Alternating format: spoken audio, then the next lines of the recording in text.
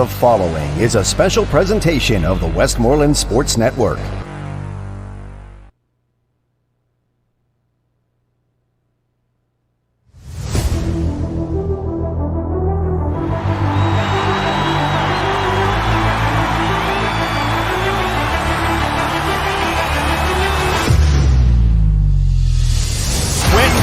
One of the very best players in the entire country.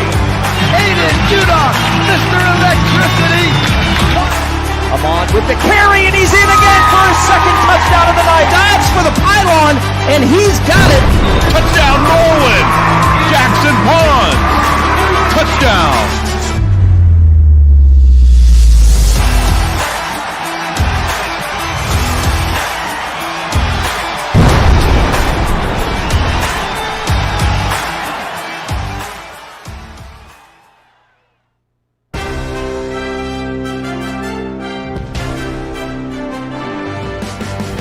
Westmoreland County High School football is on the air. Tonight's WPIAL 1A quarterfinal, live on the Westmoreland Sports Network, is presented by Stevenson Insurance Associates, saving their customers money on their auto insurance for over 40 years. By Westmoreland Drug and Alcohol Commission, making recovery a reality. By the Nest Restaurant in Jeannette, family owned for over 50 years. By the John V. Graziano Funeral Home in Jeannette, providing the highest quality funeral services to the families in the Jeannette community. By Sendell Volkswagen in Greensburg, we would love to meet you. By Independence Health System, expert care here. By D'Annunzio's Italian Restaurants, 4 decades of Italian home-style dining at its finest. By Smale Kia in Greensburg, reputation, value, experience. By Hoffman Wealth Management in Jeannette, committed to helping you pursue your goals. By the Collision Shop by Jason Mignon in Greensburg, changing the way your vehicle is repaired. By Ketter's Restaurant and Catering in Jeannette, open daily, serving the best breakfast around. By Bowser, that's the power of Bowser. By Play It Again Sports in Greensburg, see you at the store. By Attorney Maureen Kroll, choose a lawyer who will listen. By the Mike Reese Memorial Fund, advancing youth athletics from the ground up. By Luther Ford in Homer City, committed to our community's needs for nearly 70 years. By Churchill's Sports Lounge in Jeannette, proud to support the Jayhawks. And by Seton Hill University, are you ready to move forward? Now, the Westmoreland Sports Network takes you live to the stadium for tonight's pregame show, presented by Stevenson Insurance Associates in Greensburg.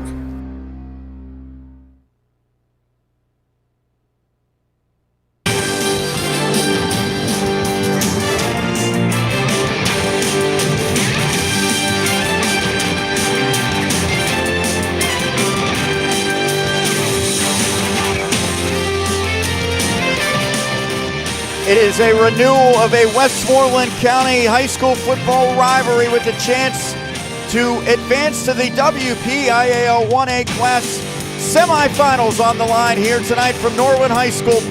It is the Greensburg Central Catholic Centurions, the number 5 seed, against 13th seeded and upset-minded the Jeannette Jayhawks. Sean Myers and John Bainbridge here on the call at Norwin High School, a neutral site for a matchup between schools less than 5 minutes and 5 miles apart geographically. Greensburg Central Catholic enters 8-2 on the campaign, 6-1. They went in the Class 1A Eastern Conference, finishing as the runner-up behind the Clairton Bears. Jeannette was the 4th place team with a 4-3 mark out of the Eastern Conference. They are 8-3 overall. Both these teams riding high after postseason wins, and in particular on the Jeannette side, a stunning upset against Neshannock. Not only did they knock off the number 4 Lancers, but they did so convincingly, 23-7. Jeannette got that victory last week. On the other side, Greensburg Central Catholic had to survive a little bit of a scare from Monessen, but number 5 GCC won 54-38 against the 12-seeded Greyhounds in a wild, high-scoring affair in the first half. The Centurions defense settled in the second half. One thing that really stands out, John, is the similarities between these teams, and it all starts with their 2 incredible quarterbacks who are, to an extent, mirror images of one another. Yes, they're both the key figures for both offenses. Brown for Jeannette, Crosby for Greensburg Central. They both throwing the ball and also running the ball. Crosby especially running the ball. So it's a battle of quarterbacks who I think are best friends also in the offseason, but not tonight. And certainly not tonight. There is a real rivalry between these schools, and I know that in recent years it has turned out to be fairly lopsided. For so many years, Jeannette really kind of steamrolled against the Centurions, but that has flipped beginning in 2021. GCC has had the much better of the encounters, including earlier this season. But as we know, once you get to the playoffs, none of that really matters. So second time around, what are the challenges for the Centurions to try to replicate that outcome? And for Jeannette, what do the Jayhawks need to do differently to write a different ending here tonight? Well, I don't think Coach Palone's going to run the wing tee, as he said on the interview with you in a week. I don't think he's going to put that in. But, you know, Jeannette gets the ball out quickly. A lot of screens. Get it to their playmakers out in space. And GCC is very similar to that. The big thing, I think, from talking to Coach Palone earlier in the week, eliminate pre-snap penalties and also eliminate turnovers is the big key for Jeannette. GCC, on the other hand, offensively, I'm sure that, they're looking for the explosion again, which they had last week against Monessen. There you see the 2 head coaches. We're going to hear from them momentarily as we welcome you into Jeannette Jayhawks pregame, presented by Stevenson Insurance Associates in Greensburg. For your free quote, you could call or stop in and see our friends Mark and Donna. Tell them Westmoreland Sports Network sent you. Thomas Palone, year number 3, guiding his alma mater. He's done such a great job. When he took over, this program was in a bad spot after so many decades of excellence. And on the other side, JT, as he's affectionately known, John Thompson, year number 2, guiding the Centurions. He has a lot of experience at the college level, and he has secured back-to-back seasons that have included postseason victories for the Centurions.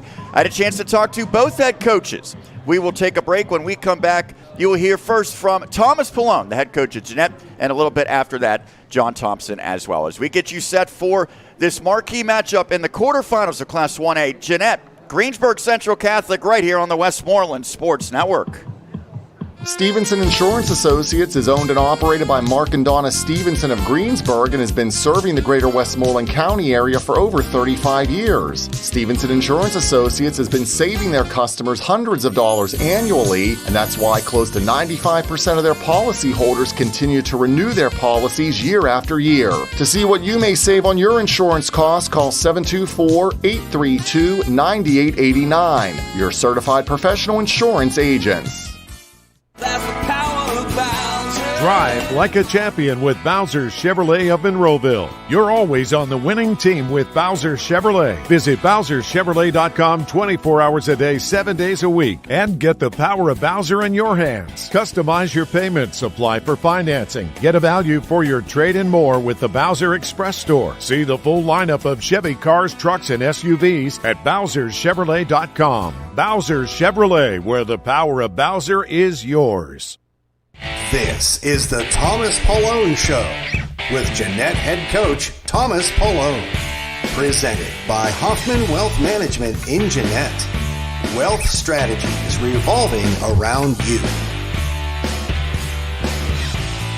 This is Sean Myers here. Welcome to the Coach Thomas Palone Show, presented by Hoffman Wealth Management in Jeannette.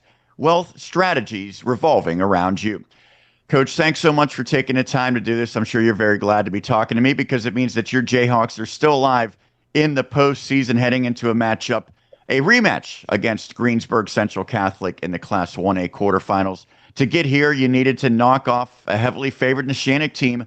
23-7, you bounced the 4th-seeded Lancers it was a really terrific performance on the road. What stood out most about your team's effort? Just that team effort, all three phases, scored on all three phases, that the players were great. The players won the game. Ultimately, we felt like we needed to equalize them in the hit category, in the effort category, in the execution category. And we were 3 for 3 in regards to that, equalizing the game and beating a good Neshannock team. And, give credit to our staff. They did a phenomenal job on all three phases, preparing our team. Every now and then we'll see an upset where, maybe a 3 or 4 seed gets knocked off in the opening round, but it doesn't happen all that often. And I always wonder, the underdog team, the mindset, I think, is so crucial, because sometimes they could lose the game before it even starts if they don't truly believe that they can beat a heavily favored team. So what did you see from your team's mentality and their mindset leading into this one? It was everything, like you said. We believed in our meetings all week, and we talked about it. And, we told the kids, we're not just here to pump you up. Like, we believe we're going to be here next week on Monday. And it felt like that all week. Halftime, we went in, and they were fired up to ready to get back. They couldn't wait to get back out there because they knew they were going to win the game. And like you said, it was a totally mentality of belief and that we're going to win the game.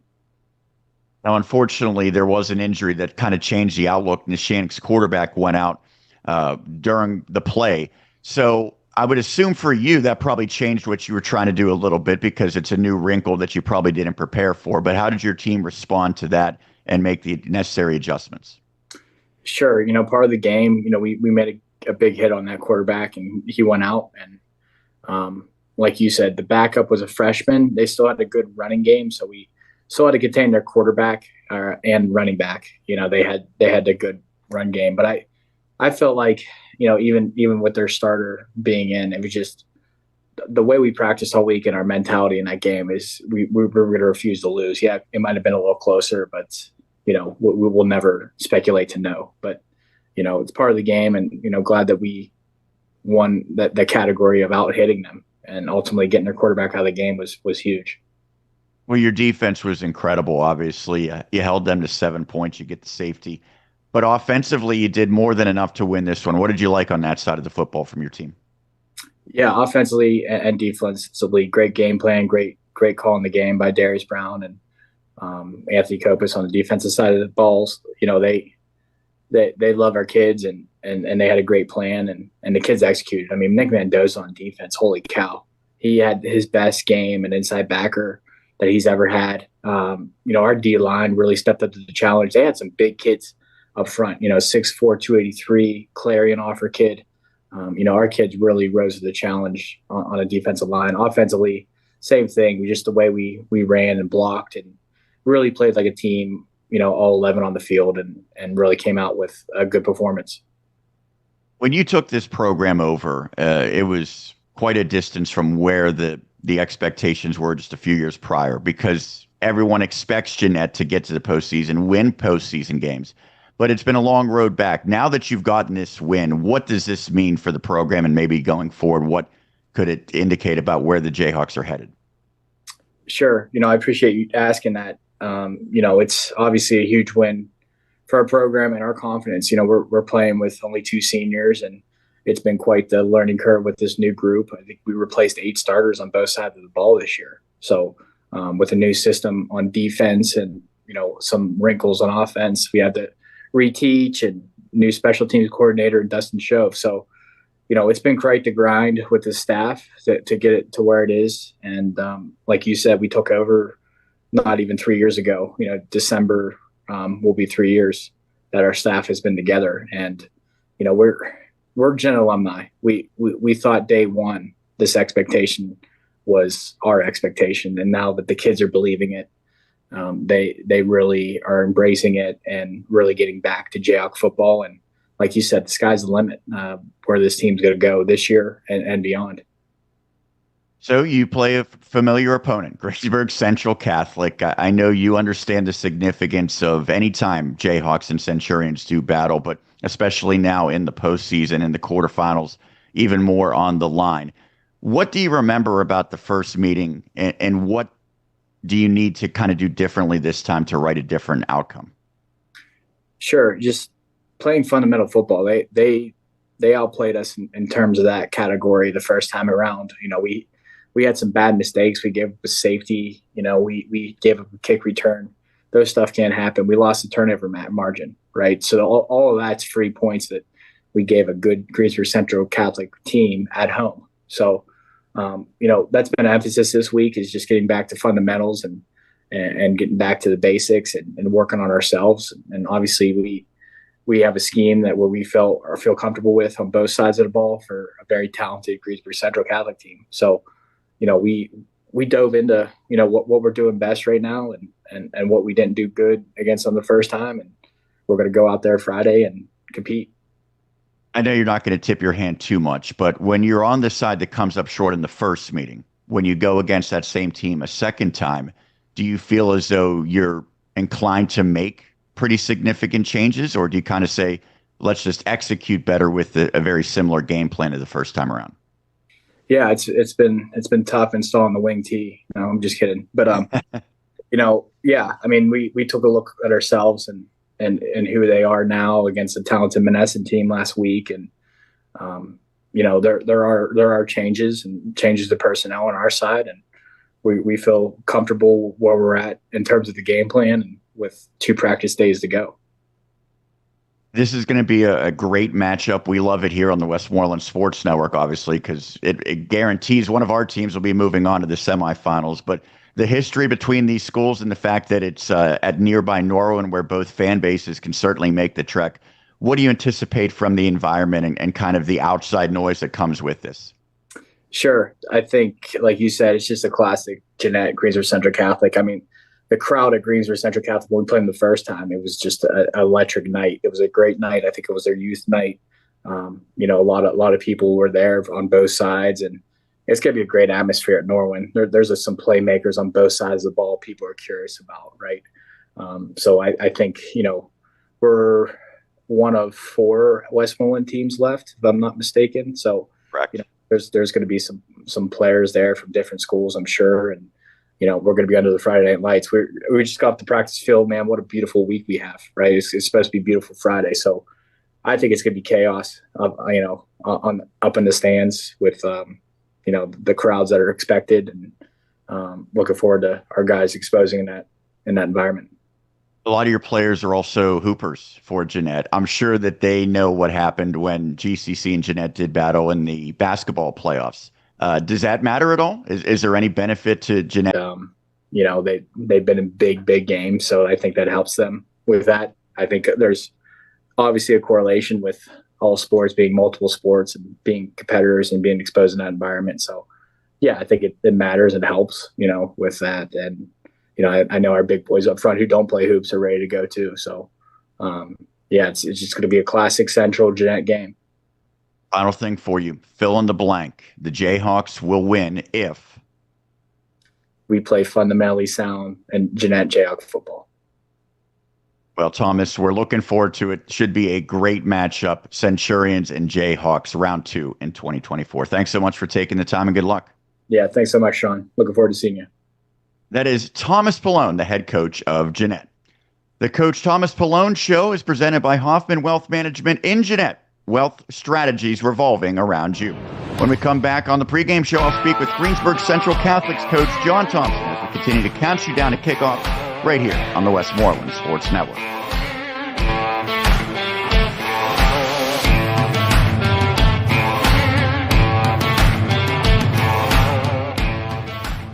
The Jeannette Athletic Department is proud to announce the launch of its newly redesigned website at JeannetteJayhawks.org. The new site features a modern interface, a brand new calendar layout, photo galleries, and more. Head to the website now to view season schedules for the Jeannette basketball teams. The boys will begin play hosting a tip-off tournament on December 6th and 7th, while the girls open at Leechburg on December 2nd. This Jayhawks athletic announcement has been brought to you by Churchill Sports Lounge. Good luck, Hawks.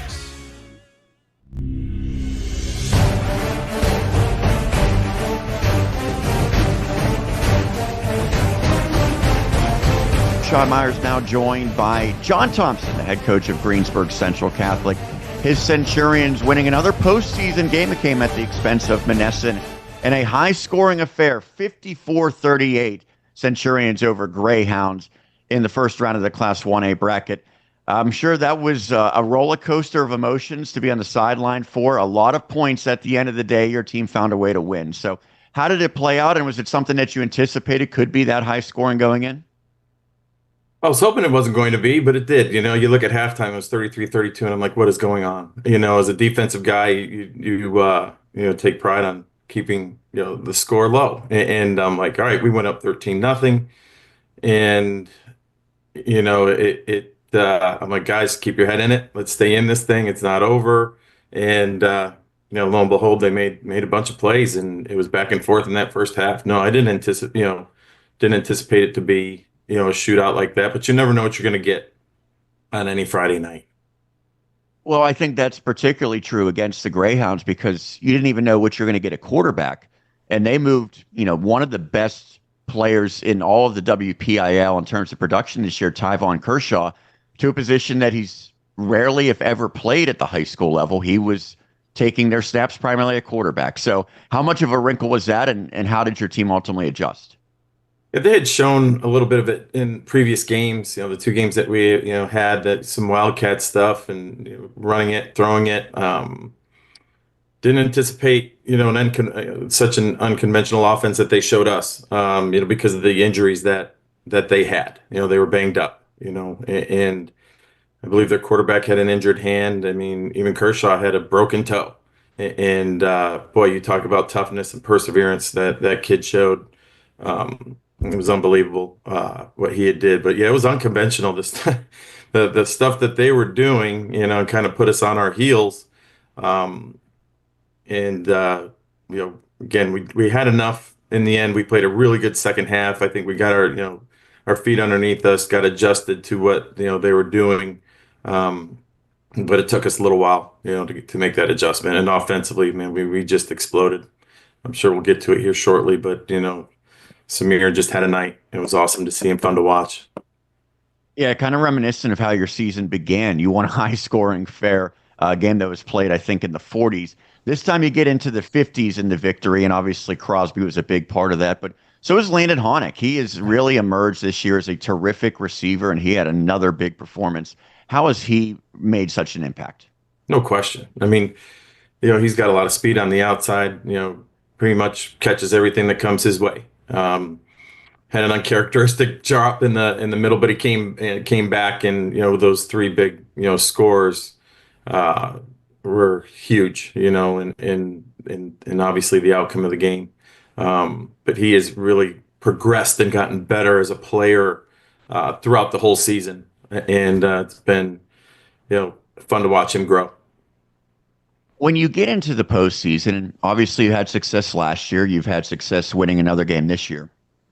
Do you notice that the star players have to elevate their play even more and you rely upon them even more? Or is it the opposite, where teams are able to scheme kind of the best players out and you need other players to step up maybe more than they would during the regular season typically?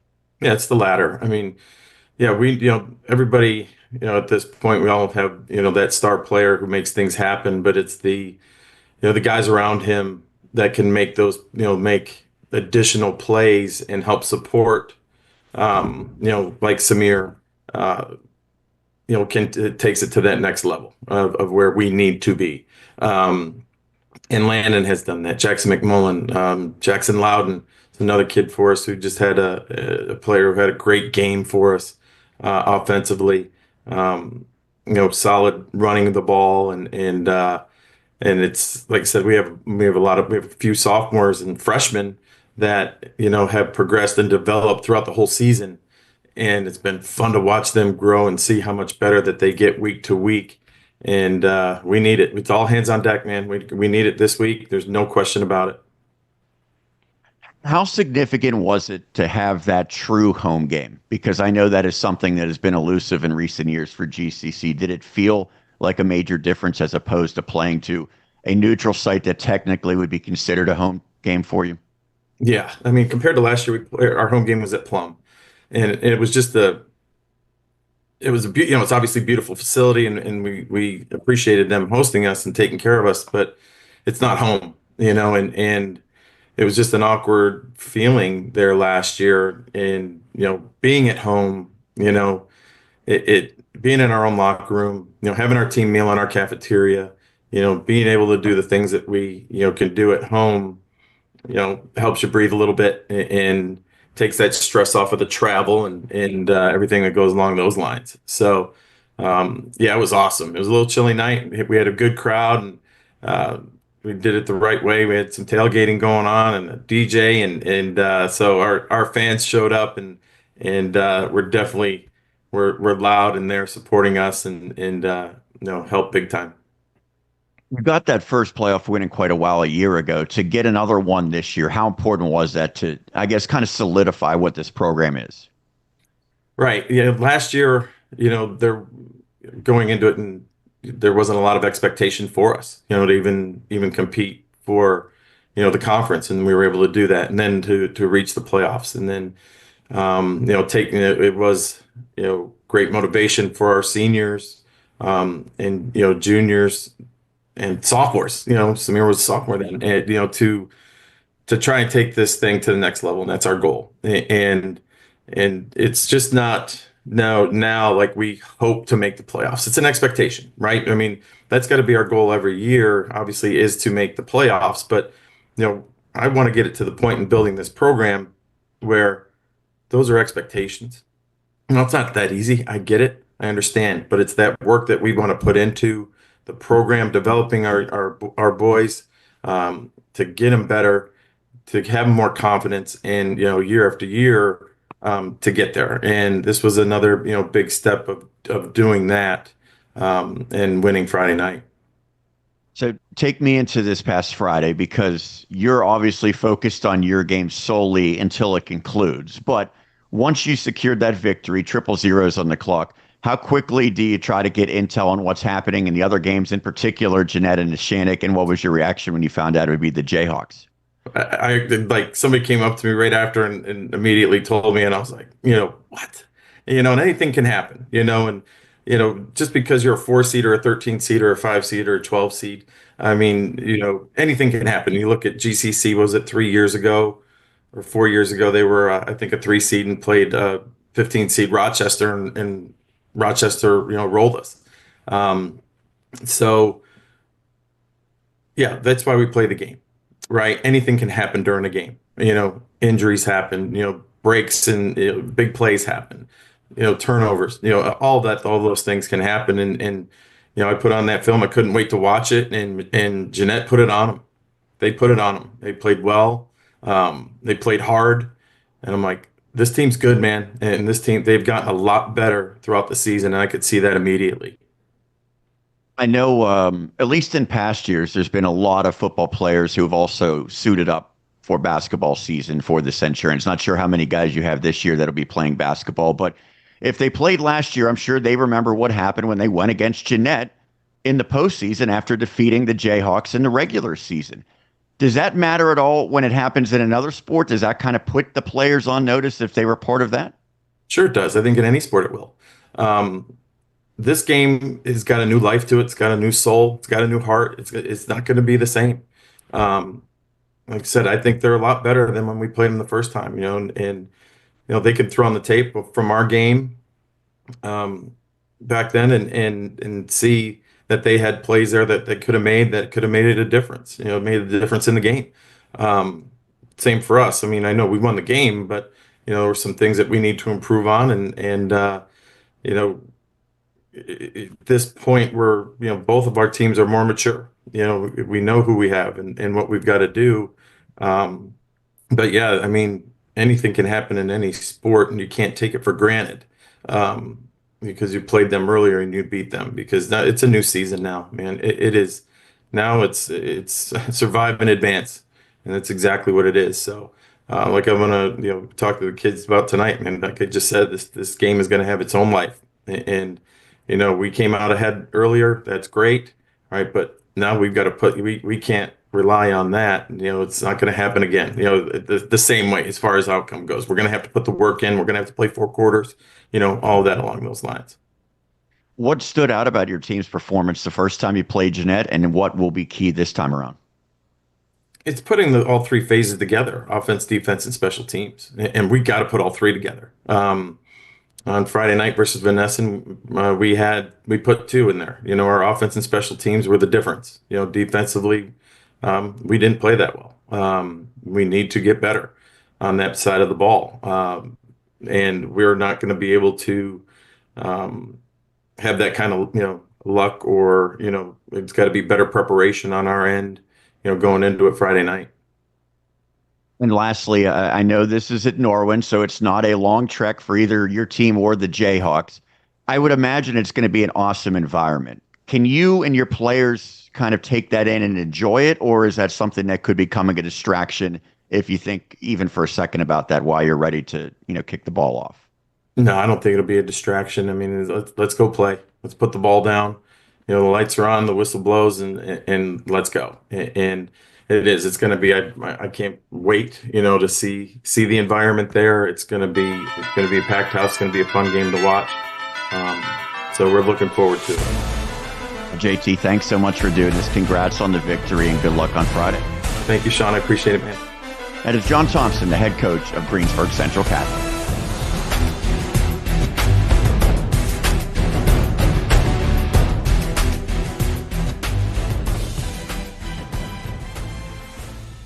The John V. Graziano Funeral Home on North 2nd Street in Jeannette proudly serves families in the Jeannette community. The Graziano Funeral Home focuses on traditional and non-traditional services, including funerals, cremation, memorial services, military services, grief support, and pre-planning. Please call us at 724-523-5433. The John V. Graziano Funeral Home in Jeannette, creating a meaningful service to honor the life and memory of your loved one. Teams meeting at the 50-yard line here at Norwin High School, the venue for this quarterfinals matchup in Class 1A, the second meeting of the season between Jayhawks and Centurions. The first one went in favor of GCC. They, on their home field, won 44-27. Centurions got a home game last week for the first time in recent memory after they had to play neutral site games, even though they were the better seed the prior 2 years. They love that home cooking. We're able to move on. The Jayhawks made a long trek up to Lawrence County, but a very enjoyable bus ride back to Westmoreland County with their upset of Neshannock. We should note that the Lancers did lose their starting quarterback due to injury in the first half of that game, but Thomas Palone was very confident that they were going to be the better team no matter what.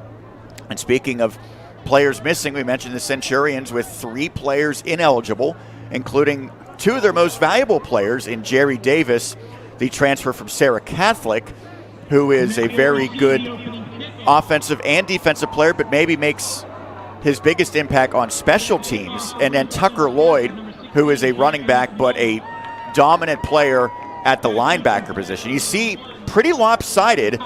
Anything before 2020, it was Jeannette winning in dominant fashion. And 2021 and on, it has been GCC, usually by a pretty comfortable margin. Yeah, probably 44-27 earlier this year was one of the closest scores. And Jeannette won the toss, elected to receive. And without Jerry Davis, we mentioned he is ineligible. It'll be Jackson McMullen who will likely handle the kicking duties tonight as he squibs this one, takes a high bounce, and Kamani Brown has to go back inside the 20 to scoop it up, and he will get to about the 21. So you're going to have to go with a little bit different of approach on special teams if you're GCC, but so far so good. Yeah, that's probably not a bad idea to squib it. You don't want to kick a low line drive back there to Brown. There's a good look at Kimani Brown. He has had an outstanding junior season. They thought initially he might be their go-to receiver with Marcus McGowan at quarterback, but they realized pretty quickly we have to have Brown at QB, get the ball in his hands on every single snap. But look at the starting lineups after this initial play from the 22. Brown fakes the handoff, runs into a wall, bounces off of it, stays on his feet, but he is not able to get around the corner as Landon Honick brings him down. Let's look at tonight's starting lineups presented by Ketter's Restaurant and Catering on North 4th Street in Jeannette, serving the best breakfast around 7 days a week. There's the starting unit for Jeannette. Brown, the quarterback, Powell, Sunder, the receivers, and Nick Mendoza get the starting nod at running back. The offensive line has done a nice job this year as well. They are the only two seniors on the left side, Nick Stuchel and Lonnie Green. Everyone else, juniors or underclassmen. It is a 2nd and 16 as Brown rolling. Wants to take a deep shot, airs it out, looking for Sunder, and that falls incomplete. Double coverage by the Centurions, including Luke Smelka. There you see the arm strength of Kamani Brown, but ultimately Kimani's ball did not find the intended target, Sunder. There's the starting defense for GCC, again conspicuous by their absence. Tucker Lloyd, the inside backer, and Jerry Davis, who plays in the secondary but also plays a little bit of linebacker. That first play put Jeannette behind the stick, 2nd and 16. Tried a long ball, but was double covered by the Centurions. By the way, you saw Samir Crosby, the free safety. He leads them in tackles with 62 and 5 interceptions as well. So he doesn't just put up big numbers on offense. QB keeper, and that goes nowhere. Brown brought down on the tackle. It is defensive end Jackson McMullen. He comes from good bloodlines. His dad played briefly in the NFL. It is a 3 and out for Jeannette. Yeah, very good series there for the Centurion defense. Bottled up Brown on 2 runs. They're going to probably get good field position here. Brown will punt this one away, or certainly it looks like he will punt it away. Seems like there's a little bit of confusion with Honig back for GCC, and as a result, we will get an early timeout. We will step aside, scoreless, a minute and a half in. GCC and Jeannette on WSN. Since 1957, the Luther family of dealerships has been providing the area with outstanding automotive sales and service. Most importantly, the Luther family continually supports our local schools, sports teams, food drives, and community fundraisers. The annual Luther Ford Lincoln Charity Golf Classic, supporting the Women's Imaging Center at IRMC, has become one of the area's most successful events. The Luther family of dealerships, committed to our community's needs for over 67 years. Centurions taking that timeout early. They have Landon Honig back. He has 1 punt return this season. Samir Crosby's so good at the punt returns, a little surprised that he's not back there. It's a low snap, and that's an ugly-looking punt that barely crosses the line of scrimmage and then takes a turn out of bounds, and GCC will have a golden opportunity inside the 25-yard line in Jeannette territory to strike first. Bad low snap there by Jeannette's long snapper caused the timing to be all messed up there. Great field position for Central here to start the drive. Oh, they're a team that doesn't need great field position to strike. They have some big play threats, none bigger than their quarterback, Samir Crosby. We'll look at the entire starting lineup when we get an opportunity. From the near hash, 25-yard line.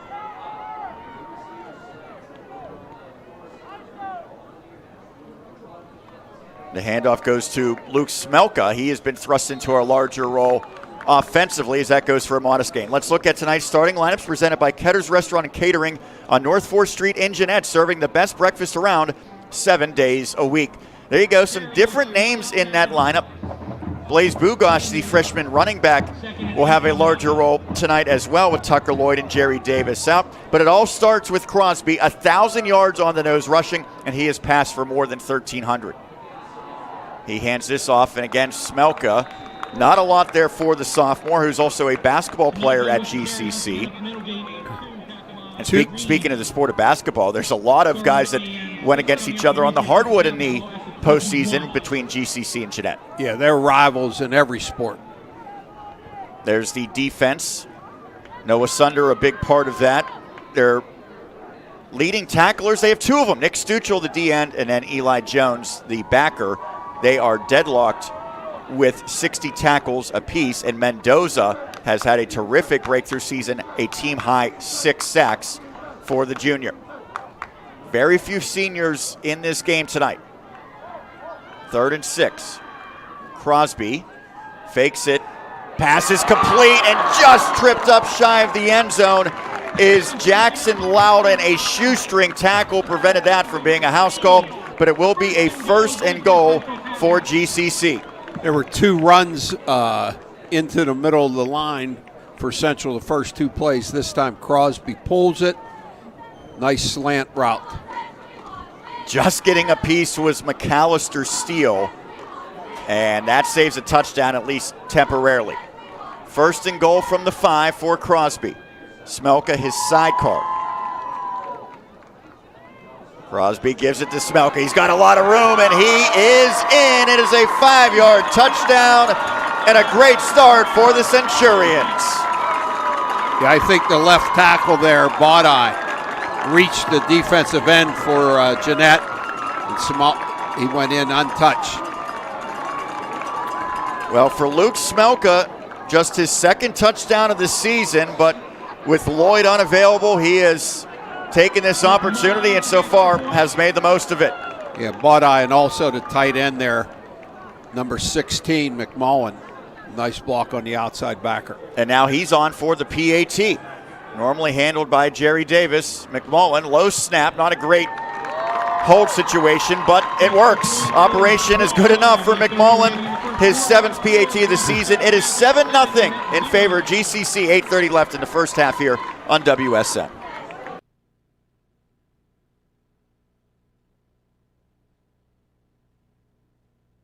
Whether you're just stopping in for a drink at the bar or having lunch or dinner, give one of D'Annunzio's seasonal drink specials a try. Our refreshing house-made sangria comes in 3 flavors, red, white, and peach. We have local craft beers on tap as well. Plus, D'Annunzio's offers our very own private label wine. We have Chardonnay, White Zinfandel, Pinot Grigio, Moscato, Cabernet, Merlot, Pinot Noir, and Champagne at D'Annunzio's. Play It Again Sports in Greensburg is your locally owned and operated sporting goods store. We set ourselves apart by offering a wide variety of both new and used equipment at competitive prices. Located in the Greengate East Plaza, below Walmart, Play It Again Sports' knowledgeable staff will help you and your family prepare for every athletic season. Whether you're looking to buy, sell, or trade, we are here as your one-stop shop. At Play It Again Sports in Greensburg, everybody plays.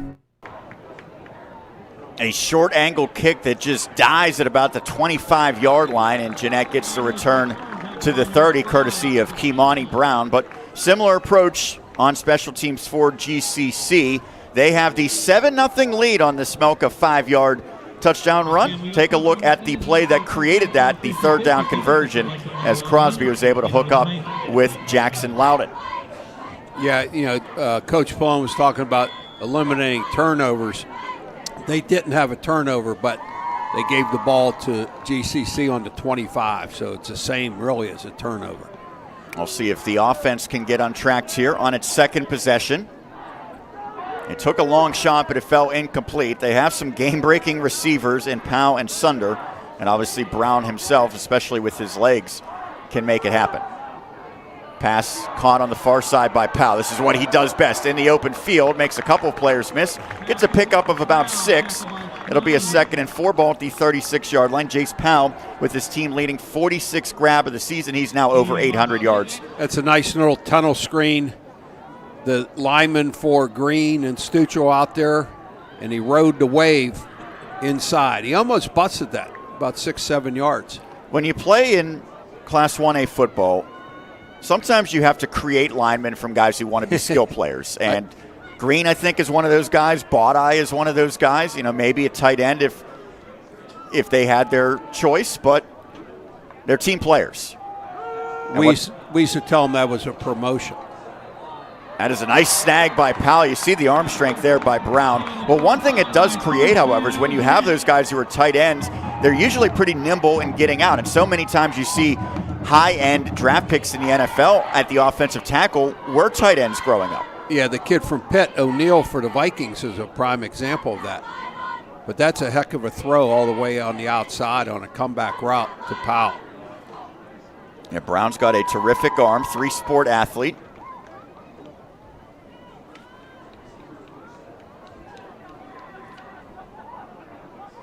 From the 48, Brown's going to call his own number. And he shakes a tackle. Gets out of another, gets inside the 45, and then will angle his way out of bounds. Samir Crosby, his good pal, was one that made sure that he did not get any further, but some elusiveness there from Kimani Brown.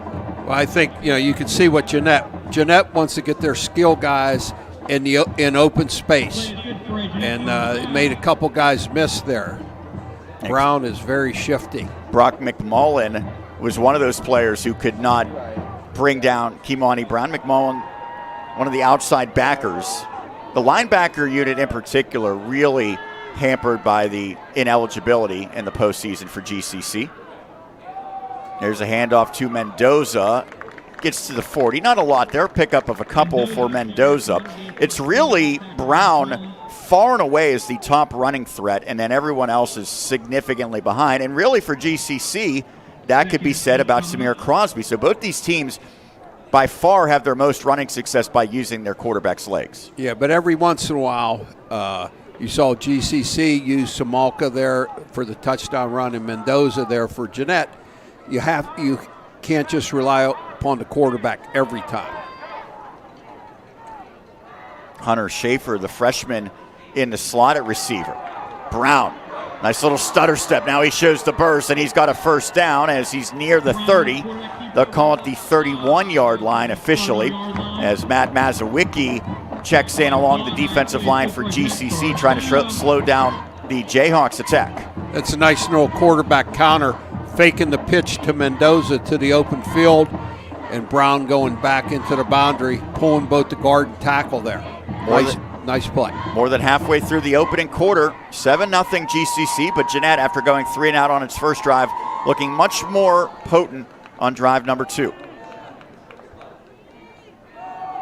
They give it to Mendoza. He turns it upfield. Looked like initially he was going to try to get it to the outside, but saw a crease and was able to get positive yardage. Decent gain on first down of about 5 yards. Yeah, if they can do that with Mendoza, that's going to take the heat off of Brown. And a good pull there by Jones, the left guard for Jeannette. Zay Jones, 5'8", 230. He's only a sophomore. Well, of course, they're all underclassmen. Yeah, we mentioned there were very, very few seniors in this game, especially with Tucker Lloyd as senior ineligible. Brown with a screen pass, and he overshoots Mendoza. Even if Mendoza catches that one, I don't know that he gets much more than the line of scrimmage. No, GCC had that diagnosed pretty well there. So it brings up 3rd and 5 in what is almost assuredly at this point 4-down territory. Just that pass hung up so long. I think if you're Brown, you kind of want to put a little bit more velocity behind that one. 3rd and 5. Mendoza the sidecar. Brown is going to take a shot. And incomplete, looking for Sunder. Noah Sunder, who has 10 receiving touchdowns this season, just could not catch up to that one. He comes from some good bloodlines, the cousin of Miles and Shaw Sunder. And GCC brought some pressure there. And man-to-man on the outside, but just overthrown. Good coverage by Crosby, though. He's right in his hip.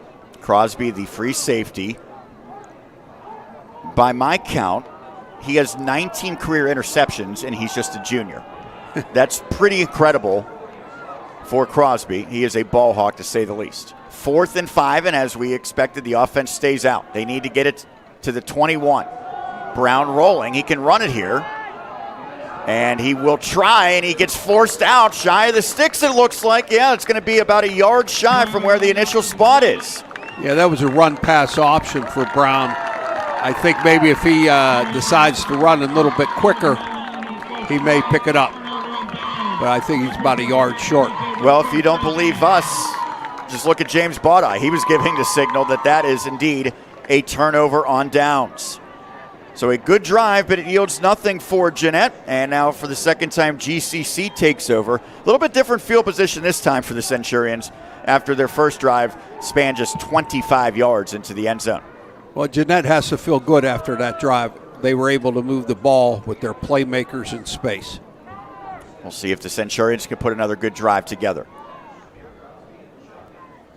Crosby had that third down completion that kept the drive going. Smelka finished it off. Crosby, this is a clear QB run, and he gets 2, maybe 3 yards. Stuchel, one of the players in on the tackle. We mentioned he is tied for the team lead in tackles. To be a defensive lineman and rack up 60 tackles is really impressive. For sure. I think he's one of the seniors, right? Yes. Jeannette. He and Lonnie Green. And Green is not as much of a tackler, but more of a disruptor and game wrecker with his ability to get to the quarterback. When he was a sophomore, Lonnie Green had 11 sacks for Jeannette.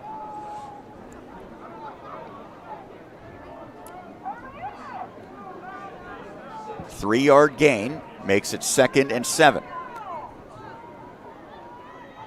Crosby wearing a glove on that offhand, and he fakes it to Smelka, calls his own number, and he's stopped shy of the 30 to bring up a 3rd and about 5 yards, maybe 4 to go here for GCC. That was the last time they were in the same down and distance when they faked it inside and threw the slant on the outside for a big gain down to the 5. Did you ever have any thoughts on quarterbacks wearing a glove, although this one on the offhand for Crosby? Not really.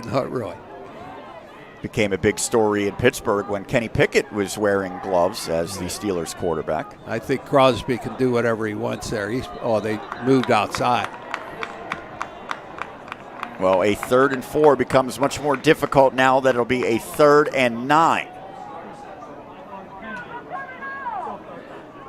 Winner of this one moves on to the semifinals, and although Cornell's a really good team, I think most people would expect that will be Fort Cherry, the top seed and defending champions, that will be awaiting the winner of this one. Matt Sigg, their star player, just committed to Penn State last weekend. 3rd and 9. Crosby rolling, gets out of a tackle. He can still throw it. He does, and it is complete to Bobby Smith-Noski, the freshman, and I think he's got a 1st down. That's a great individual play by Crosby there, avoiding the sack and then having the presence of mind to look downfield. And Smith-Noski's at these sticks, made it by about a yard or 2. Look at that. Crosby ran forward and then backtracked, and the entire way continued to look downfield. Smith-Noski, whose sisters were terrific softball players at Mount Pleasant, gets a big 3rd down conversion. Crosby, now he is flushed, and he's going to run, put the brakes on, and then he's dragged out of bounds. He tried to basically go from 100 to 0 and then have a defender fly past him. I remember Jordan Whitehead did that down at Heinz Field for Central Valley in a WPIAL championship game about a decade ago. He's now a longtime NFL player. It didn't quite work out the way that Crosby had envisioned, however, as I think it was Schaefer who ultimately was able to force him out. And Green was over there too. He showed some athleticism, but got to keep Crosby in the pocket here.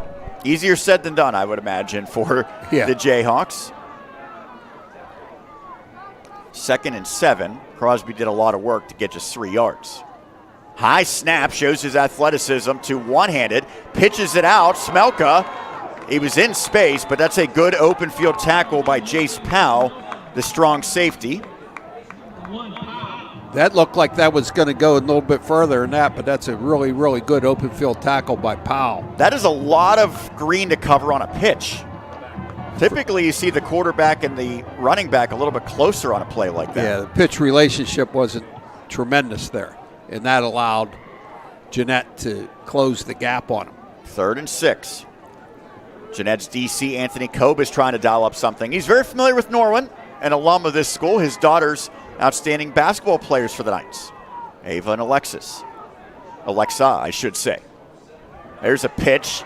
No option there, and brought down as Bugosh. Great penetration into the backfield, and a tackle for loss by Eli Jones, the outstanding outside backer. That was a great read by Jones on the power pitch. Pitched it out there. They pulled a wing back there, both wing backs, out to the edge. Jones undercut him. Big tackle for loss. And now a punt forthcoming. We see a lot of Mount Pleasant represented in the stands here. We mentioned Smith-Noski. Bugosh, also a Mount Pleasant native. His sister is a terrific soccer player for the Vikings, as this one will come to a stop as Honig downs it at about the 37-yard line.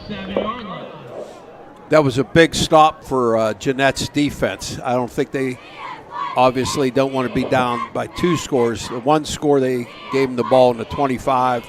The last drive by Jeannette was pretty impressive. Now maybe they can put another drive together to get some points. Just over a minute left in this opening quarter of play.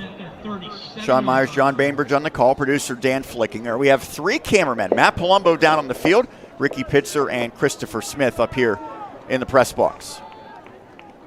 So the drive begins at the 37 for the Jayhawks. Mendoza knifing, gets to the 40. Yeah, he cut it all the way back. Looked like it was going to be a run to the right. Wasn't much there, and he cut it all the way back and gained about 3. Jackson McMullen in there on the tackle. He's a baseball player as well for GCC. Final minute of quarter number 1. Jeannette spreads you from sideline to sideline when they're on offense here. They have 3 receivers at the near side. Brown's rolling that way, looking down the field, lofts a pass, and a great athletic catch, getting both feet in by freshman Hunter Schaefer. We have had some 9th graders making big plays already. That was a great catch, and able to stay in bounds was a big thing. The catch was huge, and then the feet are really, really impressive. Those yellow shoes, you can see them. Hunter Schaefer is the younger brother of Wyatt. One's a starting center and the other one's a wide receiver. That's good in the NFL. Got both feet down. So the clock stopped with 33 ticks on it.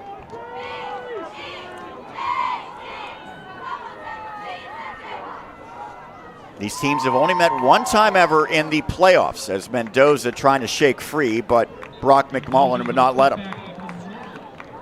Again, a little counter play by Jeannette. Gained about 2 or 3. That could be the last play of the first quarter. I think it will be. And Jeannette walking off the field. We will head to the second quarter. 7-0 GCC, the 5th seed, over 13 seed Jeannette here on WSN. Along the arc of a woman's life, there are many passages.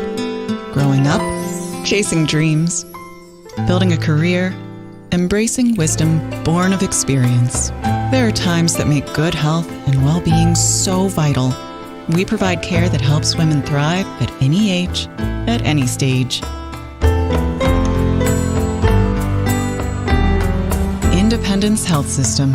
Expert care here. Money is more than a number or your bank account balance. Money is one of the culminations of your life's work. We at Hoffman Wealth Management want to learn about who you are, hear your goals, your dreams, and what you want to do in your life.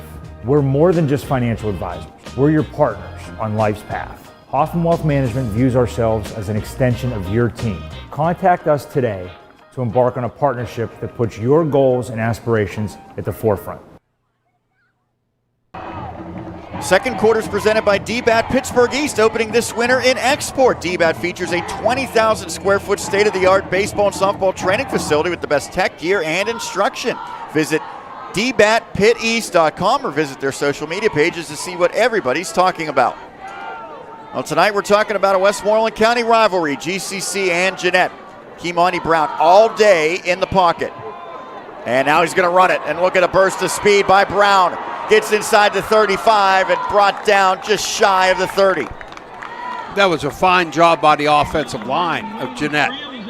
I think GCC only rushed 3, but they controlled him. Brown was back there, it seemed like an eternity, trying to get a big play, but ended up with a big play with his feet. Last time I saw a quarterback have that much time in the pocket, Jaden Daniels threw that Hail Mary completion. Against the Bears. So the ball is spotted right at the 30-yard line for Jeannette.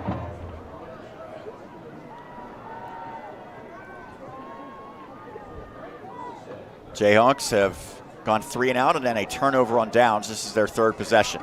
Brown pushes it down the field and the pass is complete right at the sticks, and Jace Powell says that's a first down, and I think the officials will agree with them. That throw there by Kamani Brown was on a line. He's had a couple with touch, but this one is a line drive. Not much arc on that. It is really eerie how similar these teams are and how similar the two quarterbacks are. That very easily could have been high school teammates. I wouldn't want to be the defensive coordinator defending that team. 2 wide each way. Brown with Mendoza next to him. Jayhawks are right on the cusp of the Hoffman Wealth Management red zone as they give it off, and there's a big burst. And down at about the 2-yard line is Brown, and he is all sorts of fired up. The Jayhawks have indeed entered the Hoffman Wealth Management red zone. Hoffman Wealth Management and Jeannette, Wealth Strategies revolving around you. That's just a quarterback ISO there. Quarterback ISO draw, McGowan leading the way. And now they go quick and try to get it in, and I think the official says it's shy of the goal line. That was a 1st and goal from the 3. Now it'll be a 2nd and goal, and it's going to be inside the 1, it appears. Yes, they went tempo there. Jeannette tried to get him off guard, but still, that's a good play. 1st and goal in the 3, you're down inside the 1. Defensive line, 2nd and goal for Jeannette. Now, if you're the Jayhawks, you have to avoid a penalty here. Under center. And Brown, it looked like, had his knee on the turf. They're going to call it a false start. See if we have a replay of that. I'm pretty sure his knee was down. It sure looked like it from up here. So, I don't know if... No. Oh, look, it is... I think it was down. Yeah, so you wonder, would you rather, if you were Jeannette, take that as a down or take the false start penalty that moves you back beyond the 5? They may have blown it dead before. I'm saying which would you rather have? Because I'd rather be 3rd and a half yard. Yeah, I would sort of agree with you. That actually might have been a benefit to the Jayhawks had that play stood, but it's now 2nd down. They're backed up to what is officially deemed the 6.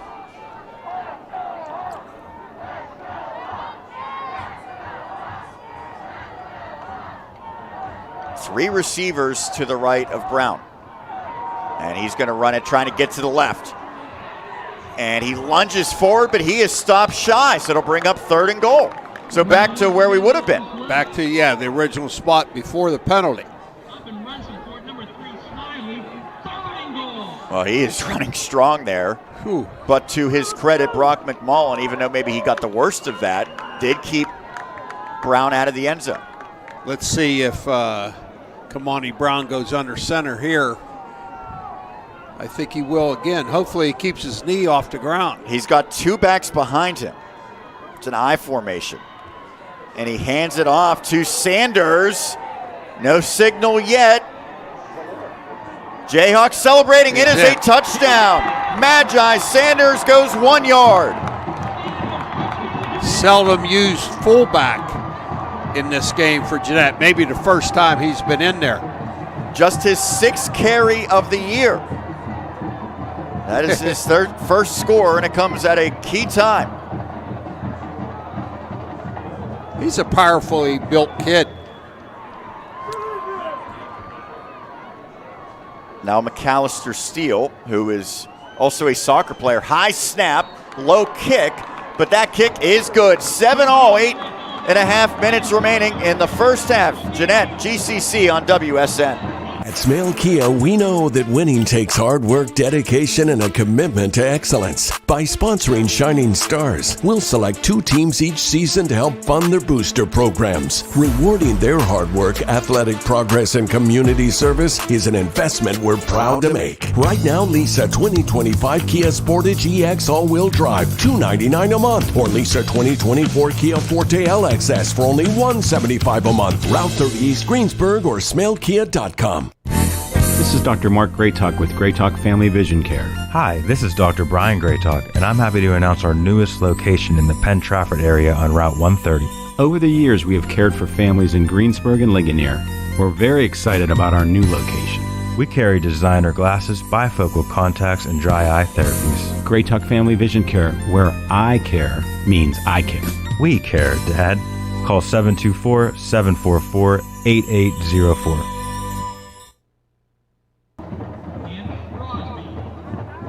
An impressive drive for Jeannette. It spans 63 yards, capped off by sparingly used Magi Sanders, just his 6th carry of the season and his first score. Steele will send this one away. And that's basically an onside kick and an easy recovery by Colin Snively. And so I don't know if that was truly the intention there or if they were just trying to squib it a little bit further down the field, but it gives great field position to GCC as Snively just, hey, get the ball, go down. Don't try to do anything too complicated. Well, he got it almost at midfield. And the extra point, if we have it, the holder for Jeannette did a great job getting the ball down because it was a very high snap. So this drive begins at the 49-yard line for the Centurions. They had a short field on their initial drive, and it yielded 7 points. McMullen this time, who's running back, tight end, receiver. He gets hit late, and that's a penalty. Yeah, you can't have 15 easy yards. They got the ball at midfield to begin with. Mendoza was incredible last week. He had 8 tackles and 3 sacks, but that is one tackle that he did not need to make. No, he was already out of bounds. An easy call for the official.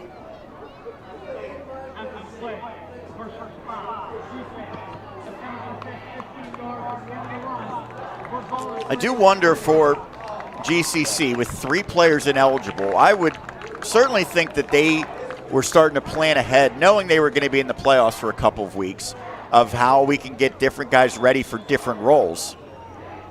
And McMullen is a guy who has taken on a much larger role in many aspects. Both sides of the ball, he's been a player. Yeah, that was.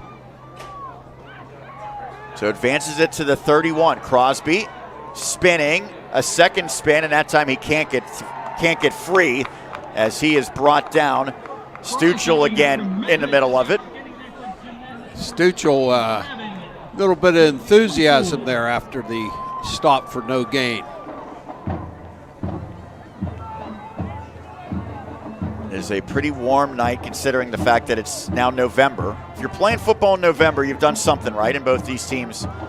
Good regular seasons. I would say a very good regular season for GCC. Jeannette kind of had to win some late games to get into the playoffs. They had that thriller against Brentwood, and then even though we thought they would have a good chance to get in, still had to win their final game of the season against Riverview. That was a Saturday game. So they got a wild card spot as Smelka, who has the touchdown, takes this one to about the 26-yard line. A good strong run by Smelka inside there. I think that the committee really respected this conference. They took not just the top 3 teams out of it, which were guaranteed, Clairton, GCC, and Leechburg, but then they took Jeannette and Brentwood. So they got 5 teams in out of the 16 teams in the field. Probably the strongest Class A conference. 3rd and 5 for the Centurions as we near 7 minutes left in the opening half of play. Again, probably 4 down territory for sure. They move Smelka from one side to the other. Crosby wants to pass. He's under pressure. Rolling. Short pass. Incomplete. He had a man open in Loudon. And it looked like maybe Loudon was turning one way and Crosby threw it the other. That was Stuchel again applying the pressure on Crosby. They're making Crosby a little bit uncomfortable here in the pocket. If that pass is complete, it's a first down, and it might be a lot more than that. Yes. Because the corner from Jeannette, when Crosby broke contain, came up, and there was nobody. Slipped through the hands of Snively, and it is a turnover on downs. We have seen both defenses step up at some crucial moments here in this one. Yeah, this is a fast-moving first half. 6.5 minutes left. The last 2 drives by Jeannette have been pretty successful. The last one ended with the 6 points. So there was a 4th down where there was offsetting penalties, a hold on the Centurions, a pass interference on the Jayhawks, so they did it over. That one falls incomplete, and now Jeannette has a chance to take the lead for the first time. Jayhawks will start at the 26.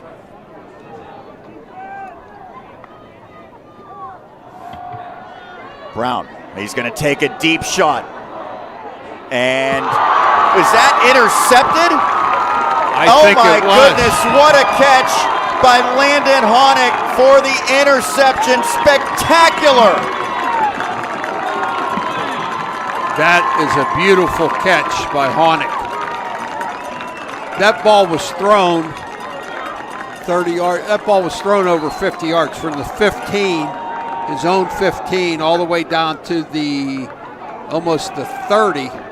What's that, 55 yards in the air? Oh, well, I'll say this. Replay? There's no instant replay for the officials. That should have been incomplete. And the one Jayhawk player had the best view of anyone. Honick sold it, though. He did. He did. We thought it was spectacular. It was maybe a little too good to be true, but no one on the Centurion side is going to argue about that right now. See if the Jayhawks can respond. And they get a tackle for loss on Crosby. Noah Sunder was one of the players in. Sunder, a three-sport standout. Football, basketball, baseball. A lot of these guys at these smaller schools, they need to play multiple sports. Jeannette is heating up Crosby. They're sending linebackers inside and outside, manning up on the outside. They must feel they can cover the GCC receivers. 2nd and 11 after that short loss. Mentioned cousins of Miles and Seth Sunder. I knew Miles Sunder pretty well, covered him during his basketball career at Carlow University. Crosby gets level. Goodness, Jayhawks have come to play defensively tonight. That's Green there. We were talking about him being one of the two seniors on the team. He laid the wood there to Crosby. So that one I don't think would technically count as a sack, but he has racked up the sacks throughout his career, and the numbers actually in that category are down drastically for Lonnie Green this year, but he has come to play so far tonight. He's playing more inside this year, too. He's more of a run stuffer. That time he did just that. 3rd and 9.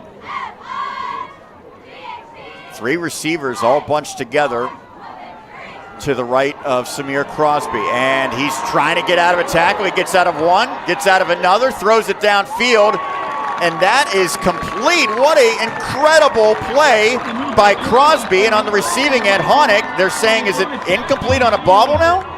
Looks like that's what the Jeannette sideline is saying. Honick throwing his shoulders up. He's not happy. So it will bring up a 4th down. Well, look at the fact that Crosby gave him a chance was incredible. For sure. Oh, that one was more of a catch than the interception, wasn't it? Well, there you see on the end of it, maybe. Yeah, okay. Well, maybe it evens out to some extent. Brown's going to let this one bounce, and it goes out. That's probably not a bad idea for either punter.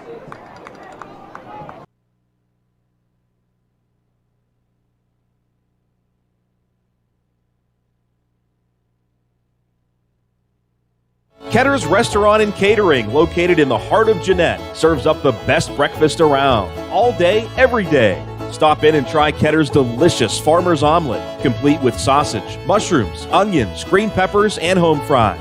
Everything at Ketter's is made from scratch, including their mouth-watering burgers with the best toasted buns in town. They also have a delicious selection of subs, sandwiches, wraps, pizza, and strombolis. Open 7 days a week on South 4th Street in Jeannette. Order online at kettersrestaurant.com. From the 40-yard line, Jayhawks have possession. Brown, so hard to bring down. McMullen, that being Brock, hanging on for dear life. This has been a very competitive game, and we've seen a heck of a lot more defense than I think maybe we had anticipated coming in based on what maybe the numbers would indicate.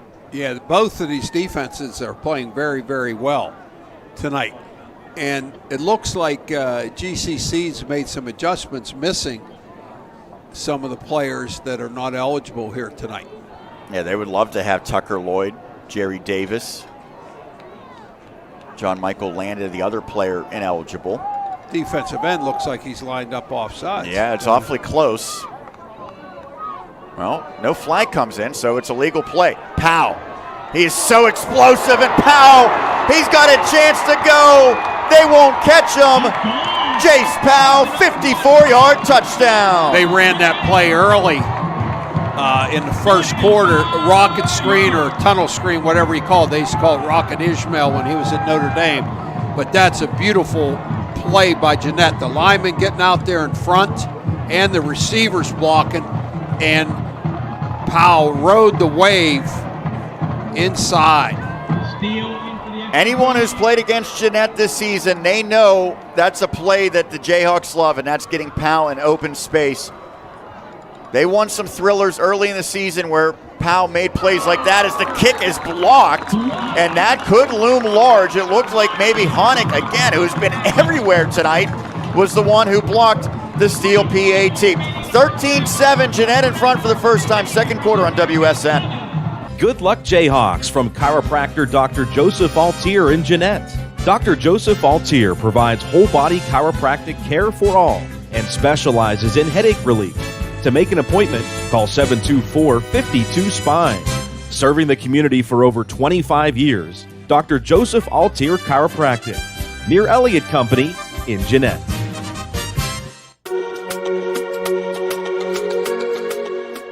I feel like it's definitely very important, like for high school, because a lot of kids, get peer pressured into drinking and doing drugs. So like doing the events like in a school setting, I feel like definitely like try to prevent kids from like going to like parties and drinking and driving and doing drugs and being peer pressured. We just want to, talk about the dangers of the substance abuse in our community, and we want to help be a part of stopping that.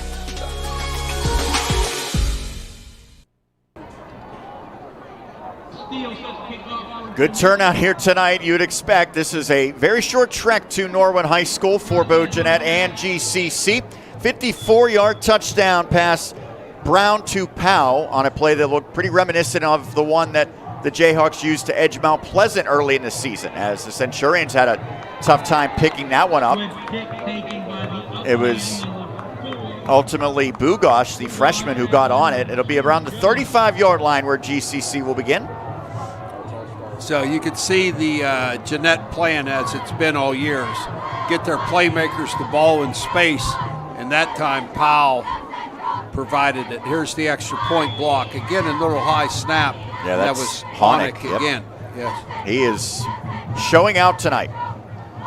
And he's been a really good player all season, but with some of the other guys unavailable, he takes on a bigger role as well. It's everyone really kind of has to step up, because these schools, they have rosters in the mid to upper 20s. You lose one or two guys, it's a massive, what a hit! Noah Sunder absolutely clobbers Smelka, who somehow miraculously hung on to the football. It was number 0 on number 0 there. The number 0 in white delivered the boom there. Well, for Smelka to hang on to that football maybe was the biggest silver lining the Centurions could possibly have. And Jeannette had 3 defenders around the ball there. Stuchel, Mendoza, and Sunder, who made the hit. Yeah, they might have to go away from that pitch play. It has not worked out all that well for the number 5 seed, Crosby. This is a screen, and it is caught by Smelka. Did a nice job waiting, plucked it off of the turf, and he's got yardage that will make it about 3rd and 2, it appears. Yeah, both of these teams use the screen game very well. That was nice timing there by Crosby, baiting the Jeannette defenders to come to him, and dropped it right over top of the rush. I thought initially it was going to be too low for Smelka, but he was able to kind of put the brakes on and then pluck that one right before it fell incomplete. 3rd and 2. Clock's going to be a factor here now. One of the linemen pointing out some assignments for GCC. Empty out the backfield here. You expect Crosby to run it? Yep. So does Jeannette. Well, great run. They expected it, but they can't stop it. Crosby gets inside the 35. And he is so special. You can see why he has garnered offers from UNLV, Harvard, Buffalo, Fordham, Kent State, Miami of Ohio. He is slight in frame. If he was 6 foot and 200 pounds, he'd probably have 5 times as many offers, but even with that size, he is a special player. And he, when he gets turned up the field, he showed some speed there. Obviously, he's very, very quick, very fast. He's the weapon that GCC has to use here tonight. I think many would say that his future will not be a quarterback collegiately, maybe slot, maybe even on defense. As that's a gain of about 4, maybe 5 yards for Bugosh. Some of these 9th graders getting a bigger role for Central here. Well, you don't want to ever think about next year while this year's still going on. But we can say both these teams are going to be really well positioned next year. Crosby shaking away from Stuchel, and then he is hammered by Mendoza. There is a flag. Haven't had a ton of penalties so far. We had the one out of bounds. Jeannette hit. Yep, and then there was those offsetting ones. Yeah, the only one's been taken so far, the late hit. And here I think this is going to go on Jeannette again.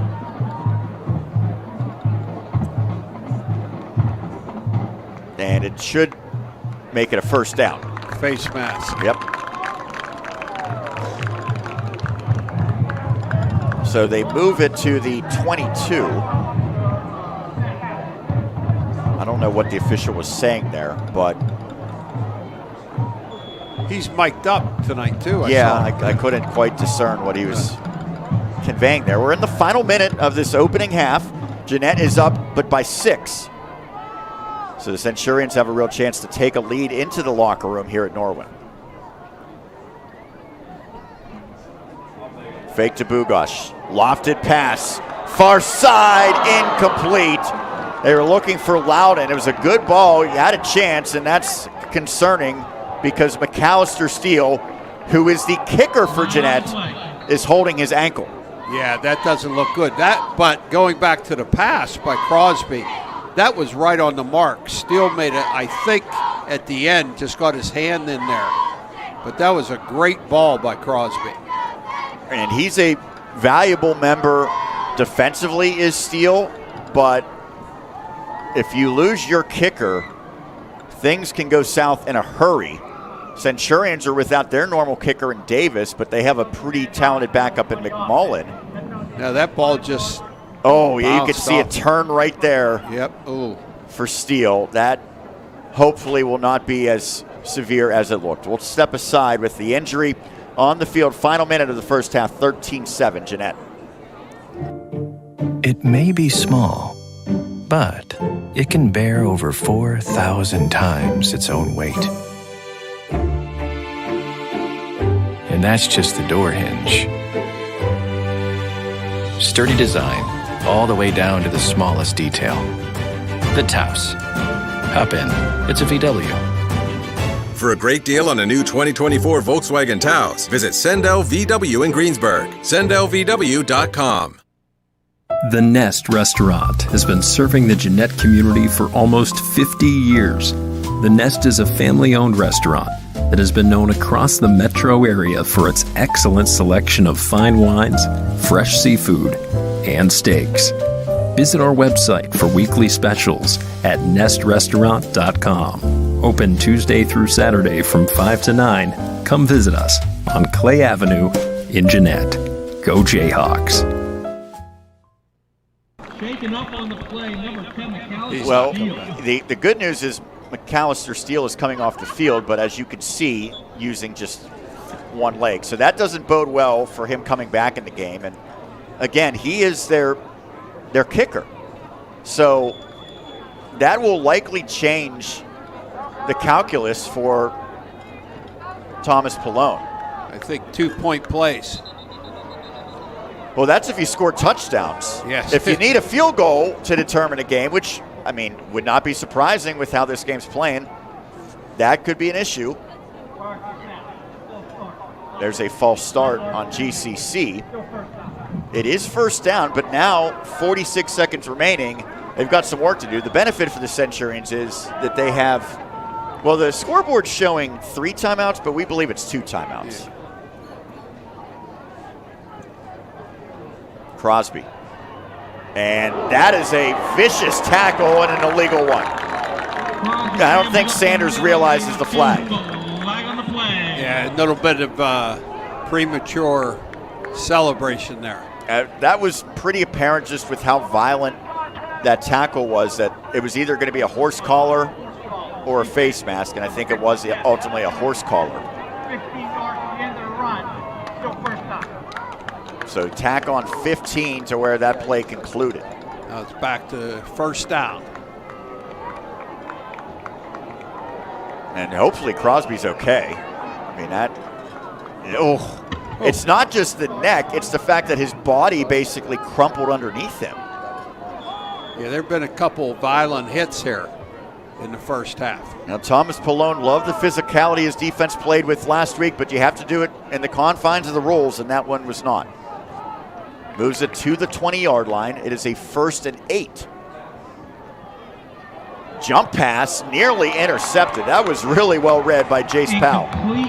And that time, the edge rushers for Jeannette were slow and able to keep Crosby within the pocket. I think they're going to slow themselves down and not just come on a full sprint, because I think Crosby versus some of these defensive ends, I'll take Crosby. Well, we mentioned when you play single A football, you usually don't have a lot of options at depth. You wonder, will GCC maybe test the secondary with Steele, a starting cornerback, out of the game? You would think. 2nd and 7. I thought it was 1st and 8. Either way, somehow it changed. And it's going to be gain a yard on that. It's going to be 3rd and long now because Bugosh was hit, and that will require the Centurions to take a timeout. Just under 30 seconds left. We will take one as well. 13-7, Jeannette clinging to a lead.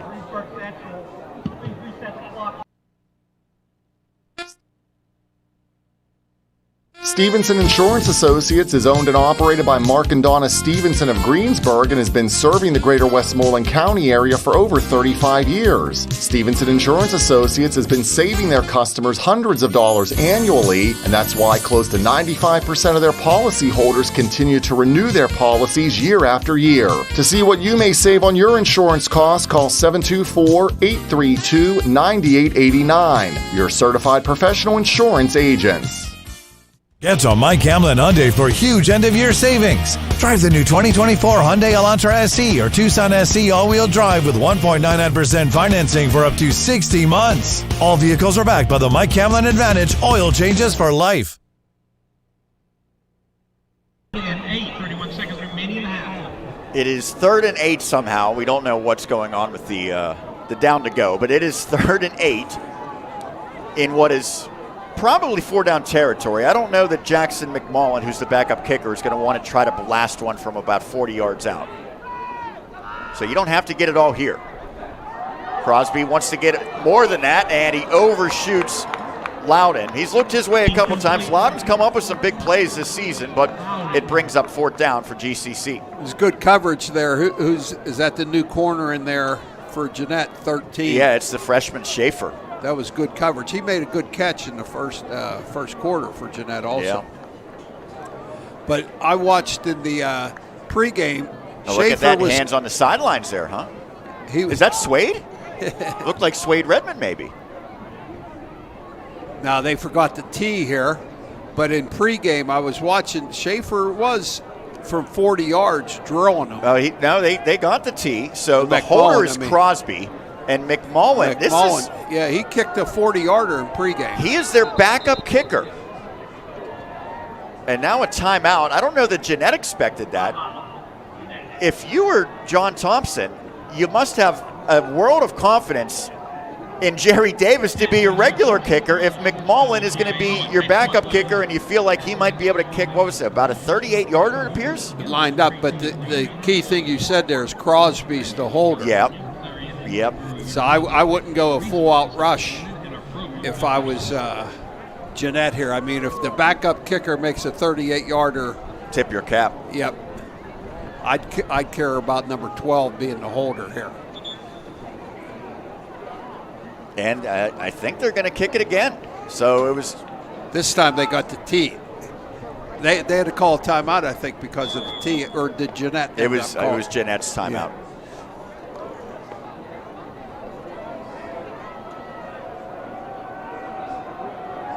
37-yard field goal for Jackson McMullen. And he gives it a good try, and it misses. Oh, that was a valiant effort for Jackson McMullen. That is impressive for a backup kicker to nearly convert just shy of 40 yards, but it does keep the score 13-7. Yeah, I looked like he had the distance, just a little bit wide right there, I think. Well, seeing that, and now seeing McAllister steal out, if this comes down to an extra point or a field goal, and yeah, it was wide right, you feel like GCC will probably have the advantage in that type of game. Yeah, 37. Yeah, that would have been, if it was straight, would have been good from 42 yards. A lot of could-haves there, though. So with just 21 seconds remaining, maybe you throw a screen to Powell, see if you can break it. Other than that, you just want to make sure you don't make a mistake here for Jeannette. When these teams played before, it was a late sequence as that one's thrown away. A late sequence in the first half that really was the unraveling for the Jayhawks. They were brought down for a safety, kicked it away. Jerry Davis had a house call on the kick return and then a 2-point conversion. All of a sudden, a 10-point swing really kind of set the tone for how the second half would play out. I think if you're Jeannette here, I think maybe you be happy with the 6-point lead going into half. How many timeouts does GCC have? I think one apiece. Just one, yeah. So I think if you just take a knee and get out. And that is what they will do. Centurions don't see a need to stop the clock. So the first half in the books, tightly contested. Jeannette clinging to a 13-7 lead over Greensburg Central Catholic. We'll take a break, come back with the Independence Health System halftime show. A Westmoreland County clash in the Class 1A quarterfinals on the Westmoreland Sports Network. Alzheimer's disease, believe it or not, kills more people than breast cancer and prostate cancer combined. Up until recently, healthcare options to treat Alzheimer's disease were quite limited. We had oral medications, but they were not known to change the underlying trajectory of the disease. Recently, new medications have been released. These medications are infusions that have actually been shown in studies to change the course of the disease itself. We are honored to be the first in our region to provide these medications to our patients. My uncle suffers from Alzheimer's. I have seen the tragedy of this disease, and I have seen its effect on my entire family. At Independence Health System, we are offering our patients and their families the latest in diagnostic techniques, the latest in drug therapies, and most importantly, we are offering them hope in the fight against Alzheimer's disease.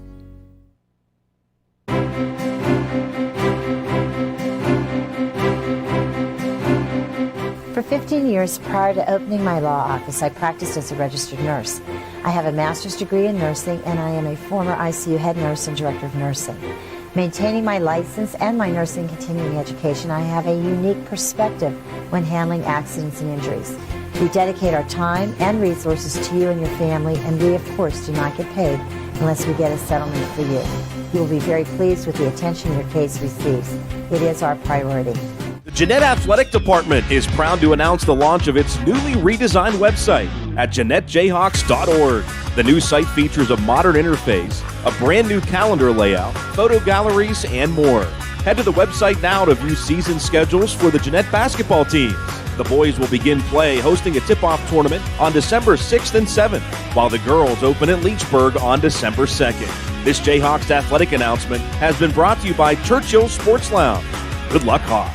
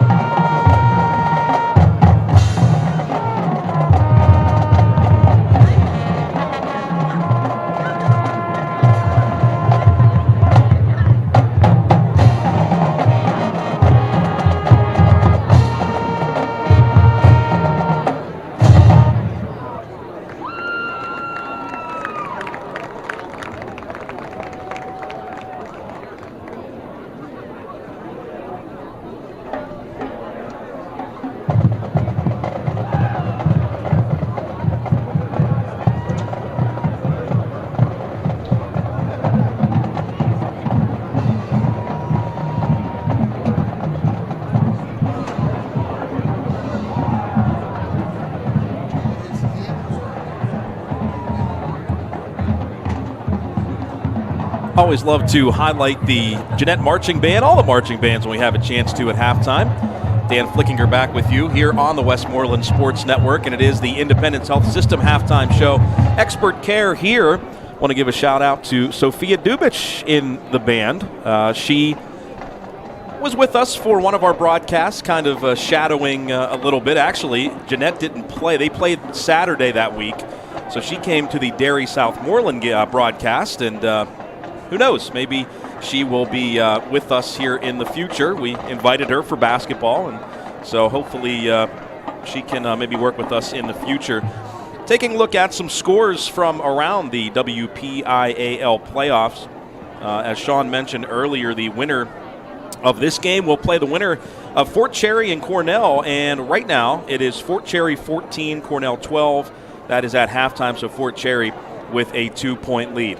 Not looking good for our other Westmoreland County teams. Pine Richland 42, Franklin Regional nothing. 7:45 left in the second quarter. At last check, I'm sorry, that's a halftime score now. 42-0. Pine Richland over Franklin Regional at halftime. Peters Township 28, Penn Trafford 7 at halftime. Those games, of course, in Class 5A. Want to give a big shout out. Unfortunately, the great trio of Brent Wiggum, Anthony D'Annunzio, and Will Hoffman could not be here tonight. They had long ago planned a trip to Notre Dame. I have no idea who the Fighting Irish play tomorrow, but they are going to the game tomorrow. They actually considered leaving tonight, which would be kind of crazy. So they are there, and they are watching. So what's up, guys? Want to give a shout-out to you. And Anthony sent me a text earlier. Oh, they're playing Florida State. Matt, you were awesome. Florida State, that's who Notre Dame is playing tomorrow. Thank you, Matt Palumbo. I think Sean had it, too. I don't know. He's laughing about something. Okay, John knew. John Bainbridge knew. Well, you guys should know you can't hear anything with these headphones on, for goodness sakes. Anyway, we want to give a little shout-out to the Jeannette Midget football team. They play Franklin Regional for the 10U championship. So that's pretty cool. That will happen at 1:30 on Sunday. That's the 10U championship for the Jeannette Eagles, not midgets, but the Jeannette Eagles will take on Franklin 10U. That is the Big East 10U championship on Sunday. So kind of Westmoreland County battle there. All right, that's going to do it for this portion of the halftime show. Coming up next, we'll have some highlights for you, and we'll get ready for the second half here on the Westmoreland Sports Network.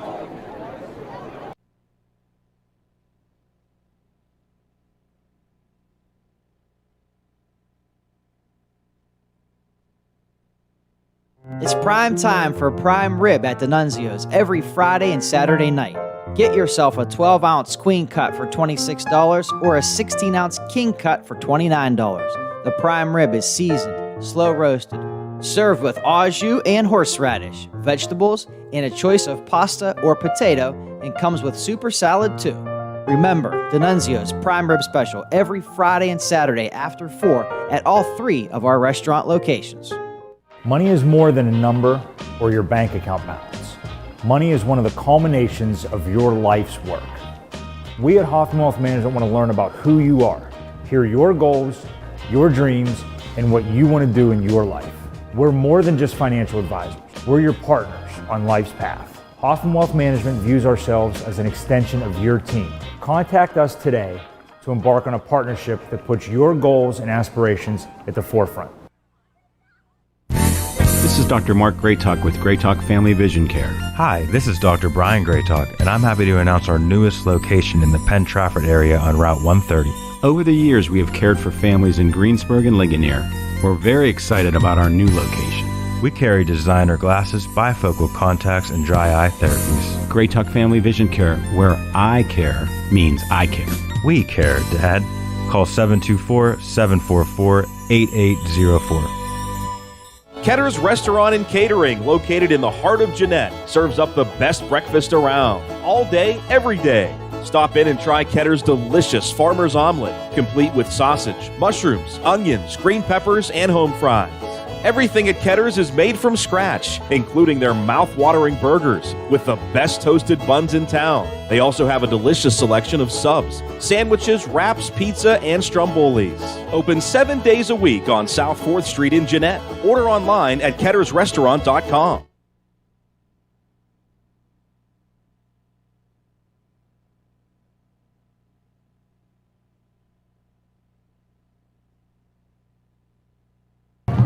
We continue here on the Independence Health System halftime show. It is 13-7 Jeannette, but question marks surrounding the Jayhawks special teams.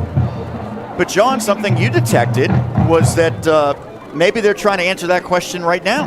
Yeah, it looks like they're having kick and try out here. Dustin Schoaf, the special teams coach for Jeannette, is out there with the young freshman Schaefer, and he's kicked a couple.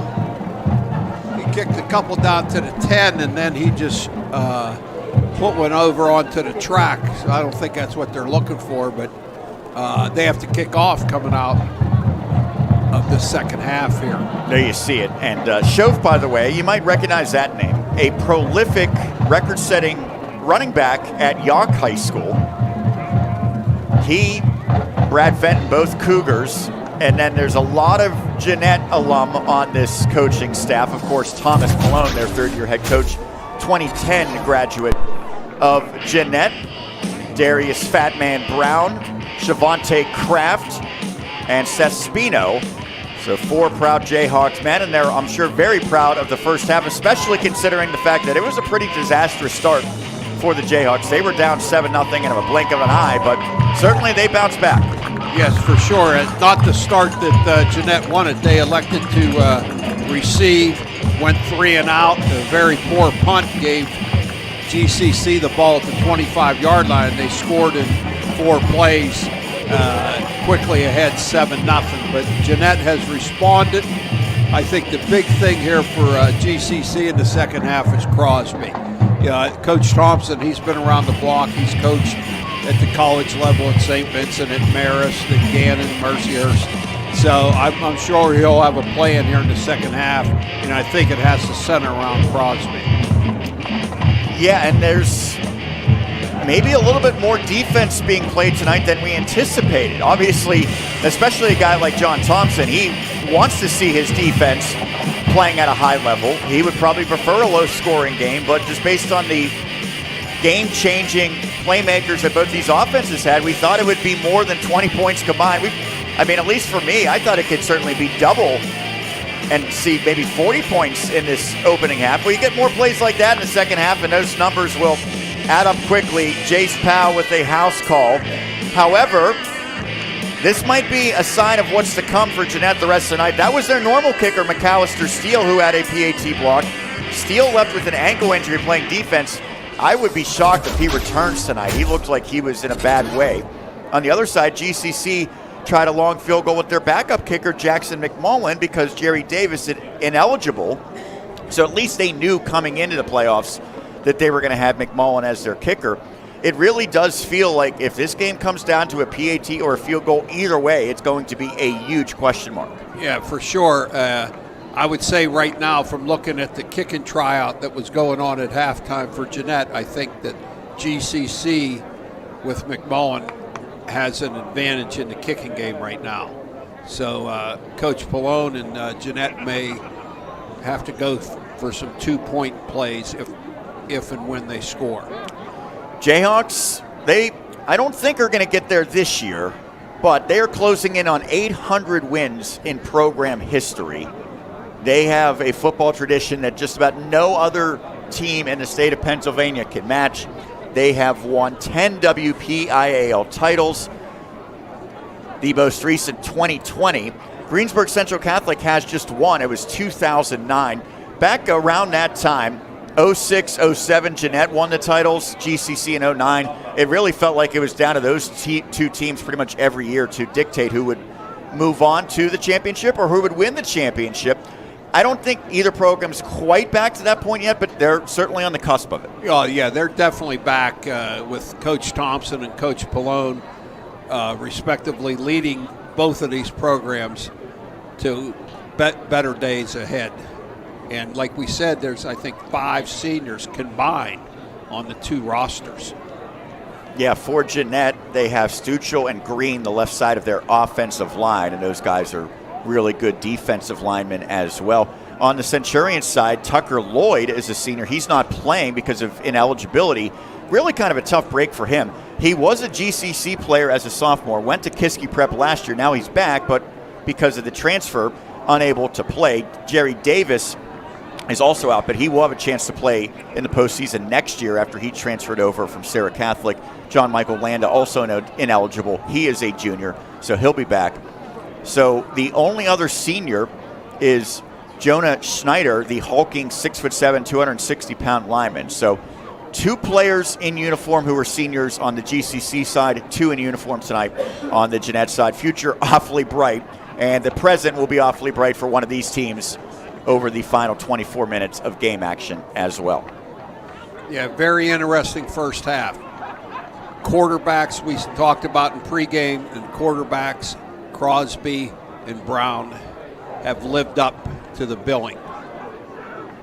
Centurions are trying to bookend possessions and scores. They missed a field goal late in the first half. They will get the football here to begin the second half. And the kickoff will be interesting here for Jeannette. It will, yeah. And both these teams, pretty clearly, they don't want the dangerous returners getting a chance with the head of steam. So Crosby primarily on the GCC side as a kick returner.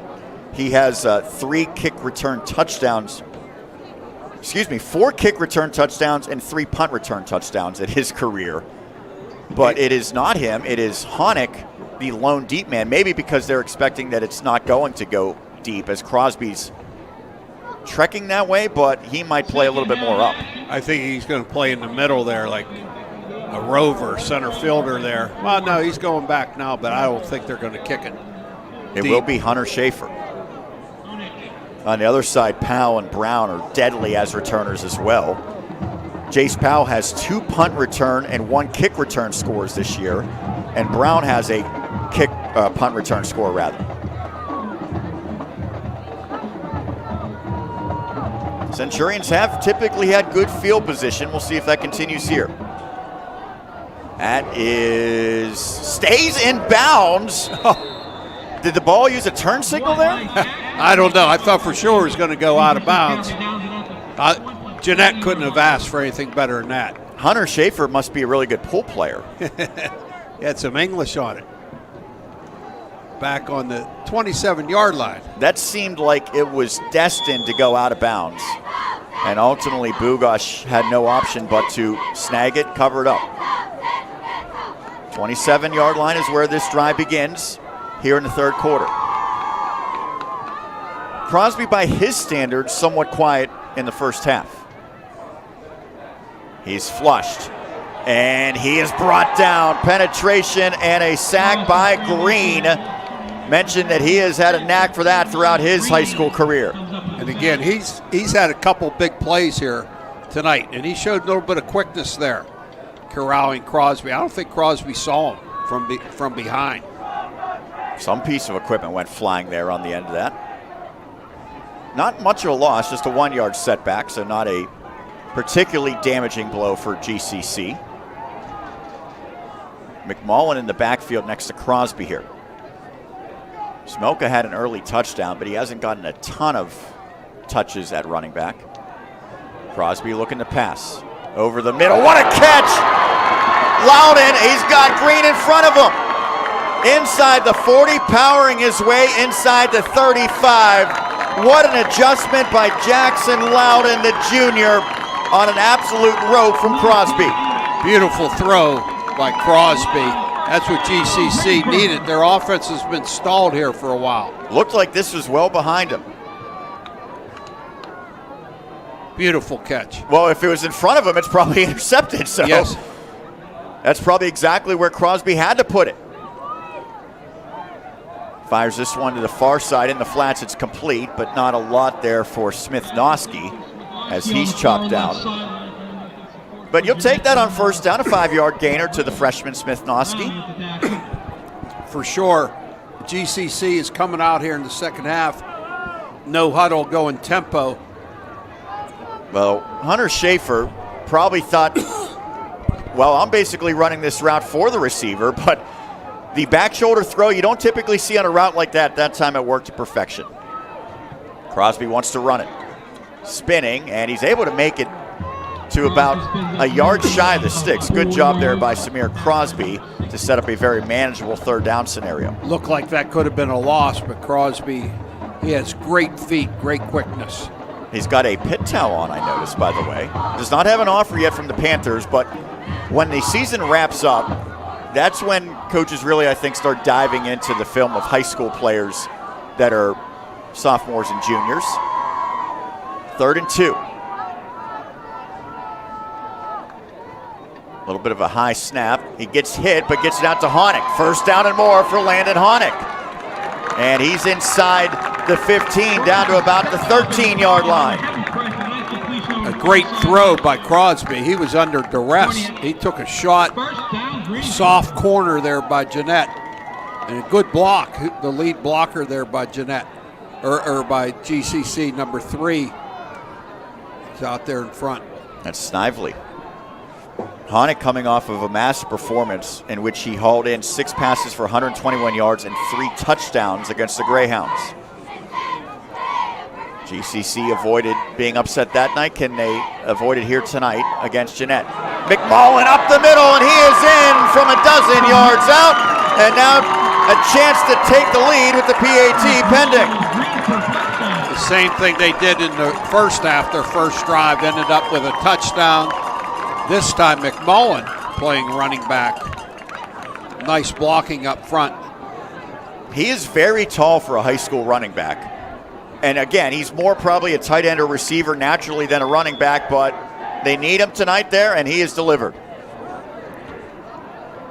And they are going to go for two here. Yes. Which is interesting because they had confidence in McMullen nearly 40 yards out. Crosby.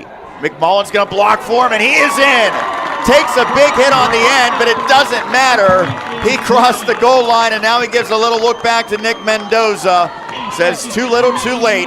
A bold decision for the Centurions. They're up 15-13. We'll take a break, continue after this on the Westmoreland Sports Network.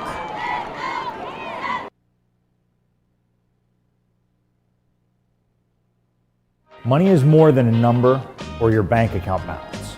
Money is one of the culminations of your life's work. We at Hoffman Wealth Management want to learn about who you are, hear your goals, your dreams, and what you want to do in your life. We're more than just financial advisors. We're your partners on life's path. Hoffman Wealth Management views ourselves as an extension of your team. Contact us today to embark on a partnership that puts your goals and aspirations at the forefront.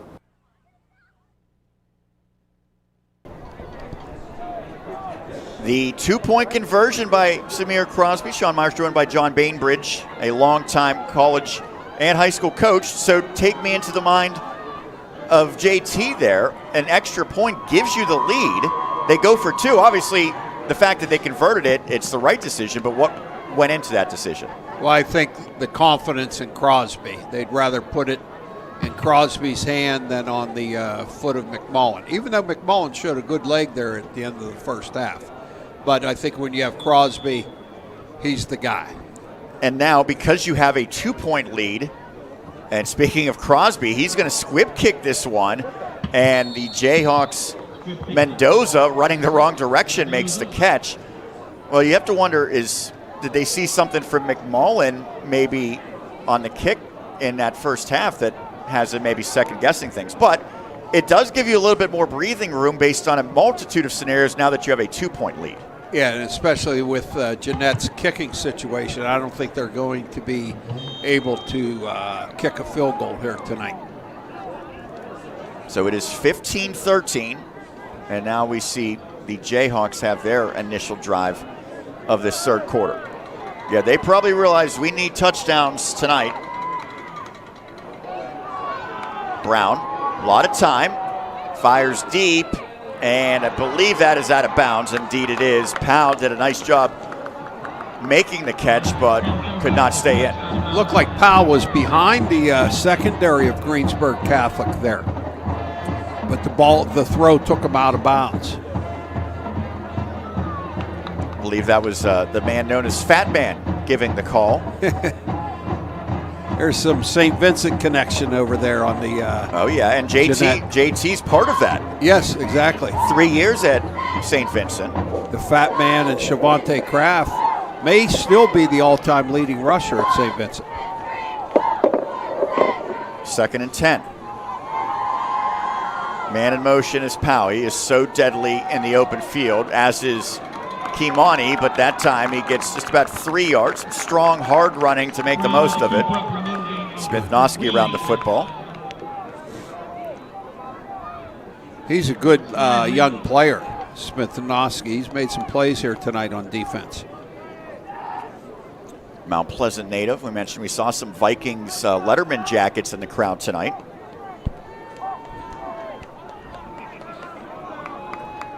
The crowd is filled in here tonight. At first, it was a late arriving crowd. I guess the traffic on Route 30. Maybe they thought they were going to a Lakers game, fashionably late. 3rd and 7. Kimani looks like he wants to run. He's got a lead blocker, and he's got the first down.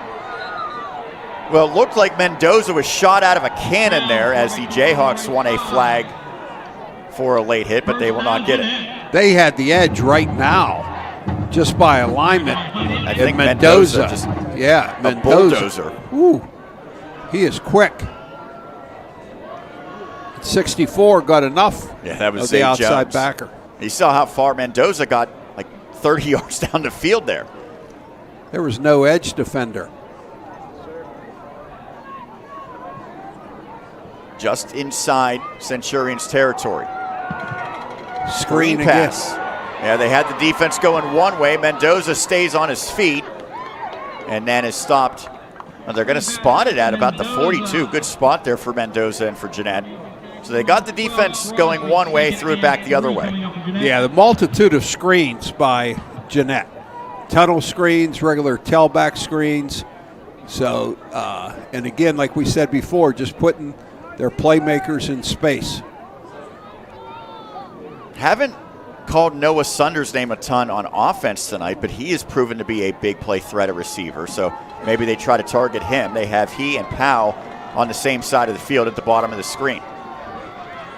Sunder's actually off the screen right now. But it is just window dressing for a quarterback run for Brown, and he moves the sticks. Yeah, but you mentioned Sunder. He had probably the hit of the night early in the first half. And Sunder brought the thunder on that one. Don't get to do that as much in basketball or baseball, so he probably gets his aggression out on the gridiron. Smith-Noski's coming off the field there for Central. He doesn't look, well, he'll be all right, I think. Just needs a blow.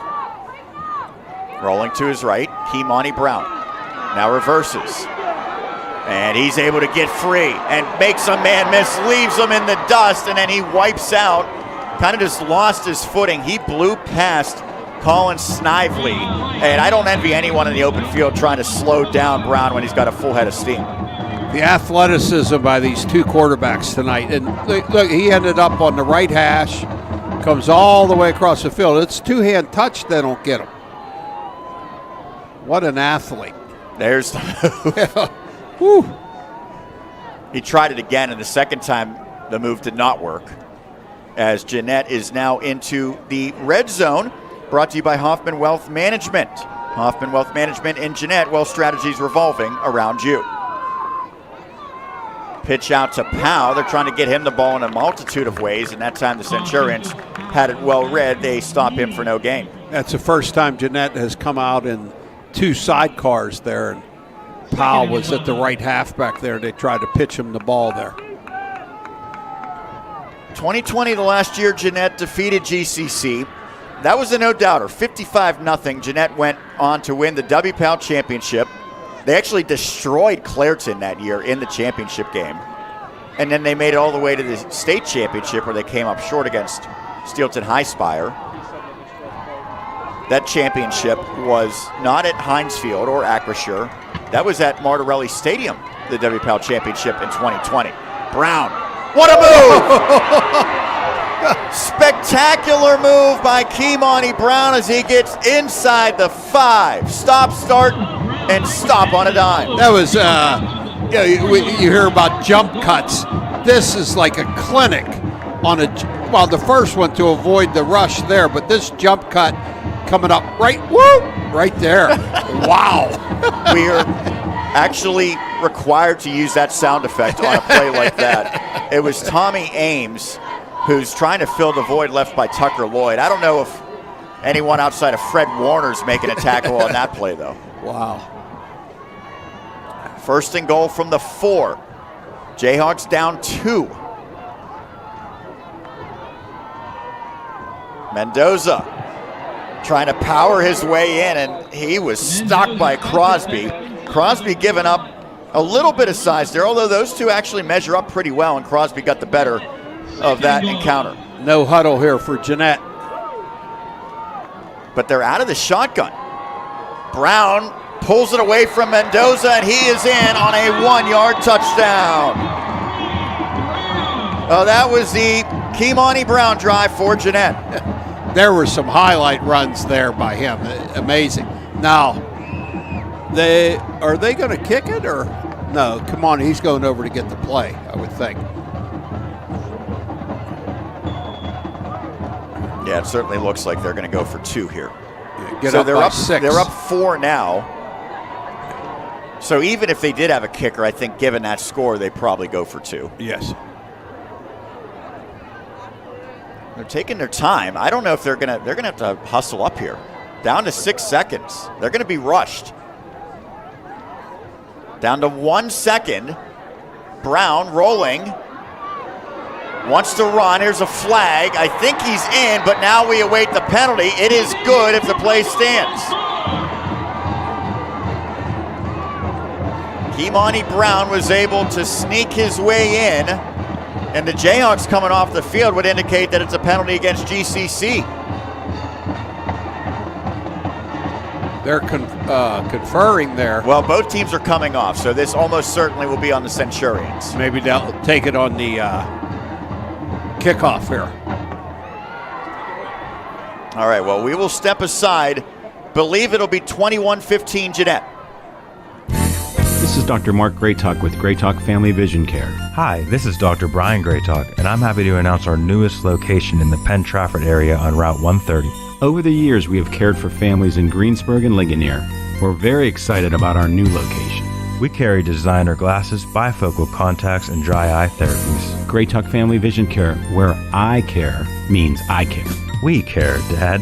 Call 724-744-8804.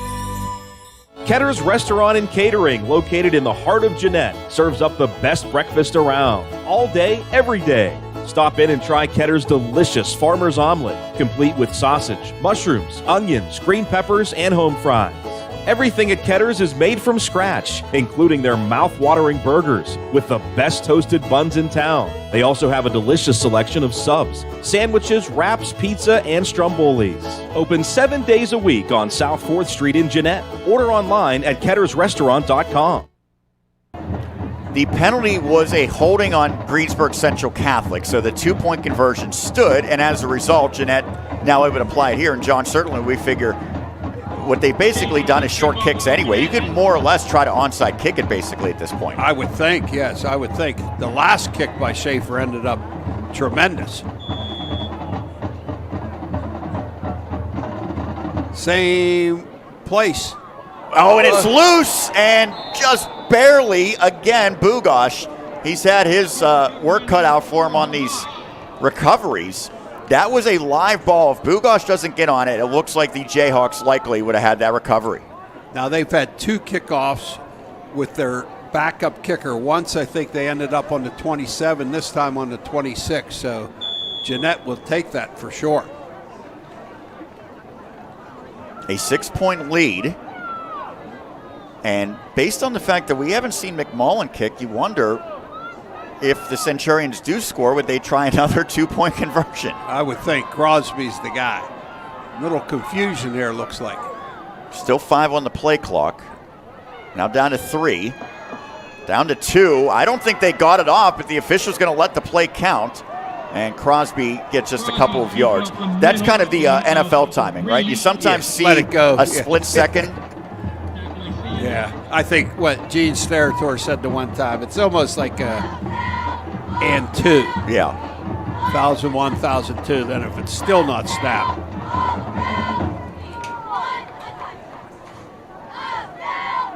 Now 2 backs here for GCC. Haven't seen this much tonight.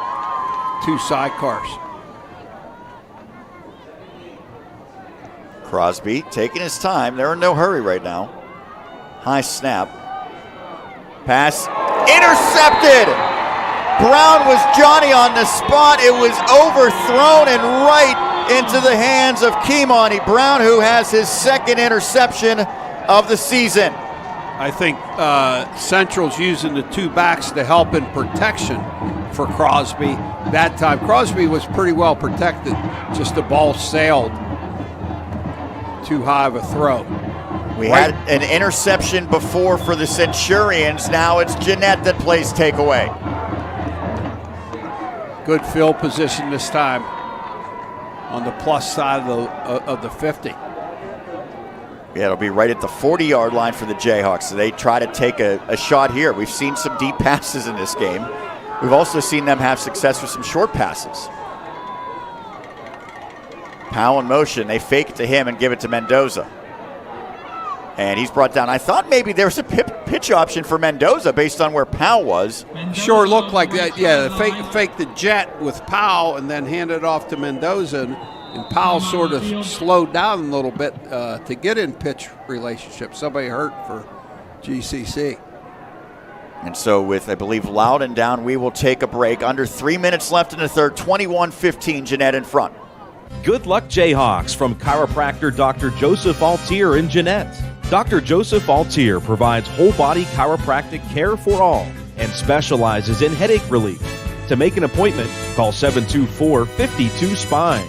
Serving the community for over 25 years, Dr. Joseph Altier Chiropractic, near Elliott Company in Jeannette.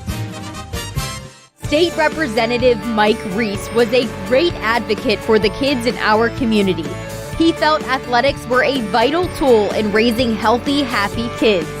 The Mike Reese Memorial Fund offers grants to local youth athletic organizations so that every kid has a chance to play. Funding is available for new equipment, registration fee offset, facility improvements, and more. Visit MikeReeseMemorialFund.com to apply.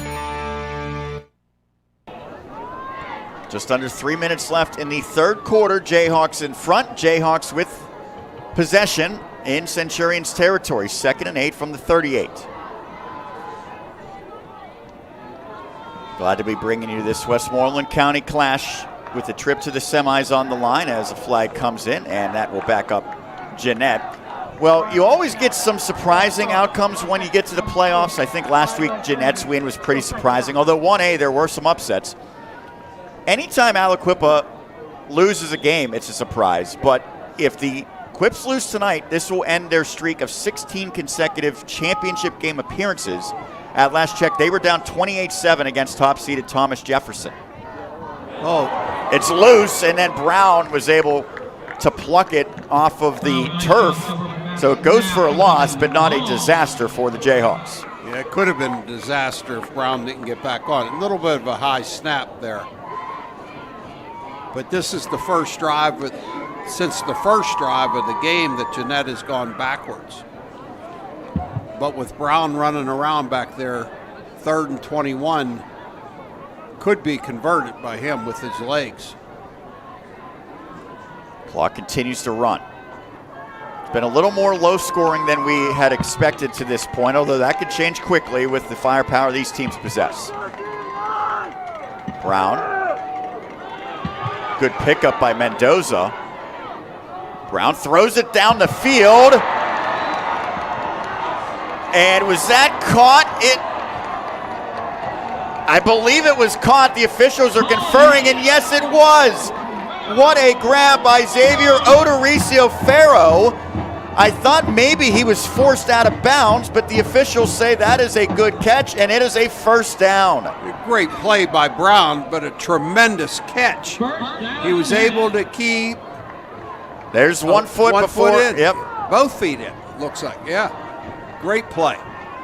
Just the 7th catch of the season for Odoricio-Ferro. Now Kimani Brown bumps into his own player, stays on his feet. He is turning on some incredible plays right now. Elusiveness through the roof for Kimani Brown. And Mendoza has been a big-time blocker on the last 2 plays, picking up the blitz from GCC on the long pass, that time leading Brown off the right side. Brown, when they started this season, the hope was that he would be a receiver. I think right now it's being proven that they made the right decision to get him at quarterback. For sure. Every play, the ball's in his hand. That's a good thing. Rolling. And that pass is complete as he hooks up with Powell. It will be a 1st and goal inside the 5. Now, again, they went to the short side of the field on the sprint out. Not much room there, but Brown is able to throw it in there nice and tight. And so the Jayhawks now in the Hoffman Wealth Management Red Zone. Hoffman Wealth Management and Jeannette, Wealth Strategies revolving around you. From the 3. Already up 6 points.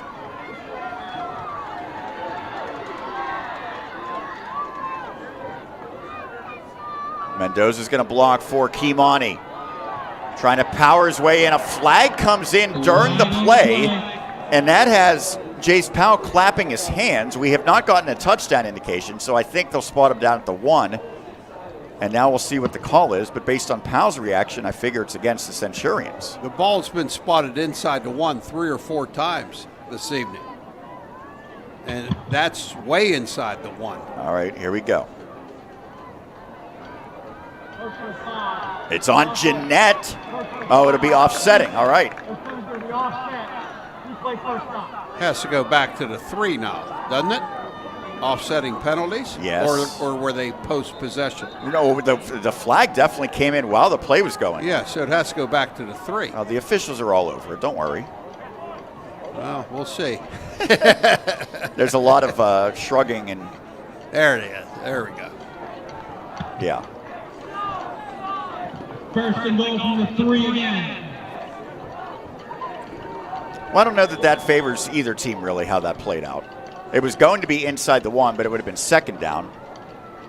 I guess you'd probably prefer, if you're Jeannette, being a little closer, even if you lose the down in the process. 1st and goal from the 3.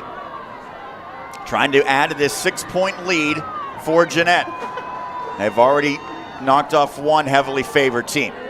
Brown, and this time they will spin him down. Could not shake free. A great job by Landon Honick. He would not let go. He's made some big plays tonight for Central, and that's not a small task. Well, it was actually Brock McMullen initially. Yes. Honick came in to help out. Yeah. In the open field there, taking him down. End of the 3rd quarter. We will step aside. 21-15, Jeannette over GCC. Brown hobbling. Drama unfolding here on WSN. The Nest Restaurant has been serving the Jeannette community for almost 50 years. The Nest is a family-owned restaurant that has been known across the metro area for its excellent selection of fine wines, fresh seafood, and steaks. Visit our website for weekly specials at nestrestaurant.com. Open Tuesday through Saturday from 5 to 9. Come visit us on Clay Avenue in Jeannette. Go Jayhawks.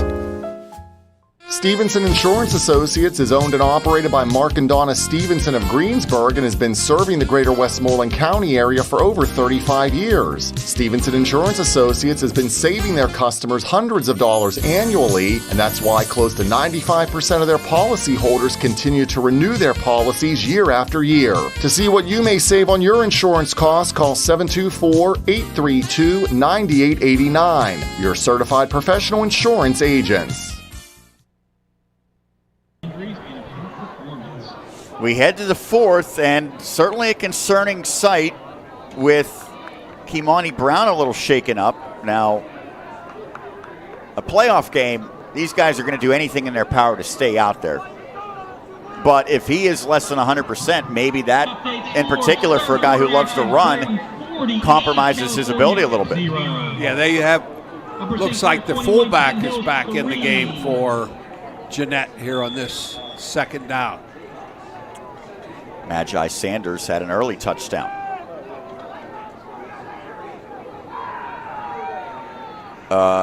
This is Palone at quarterback. Powell's at the Wildcat. Powell's going to run it.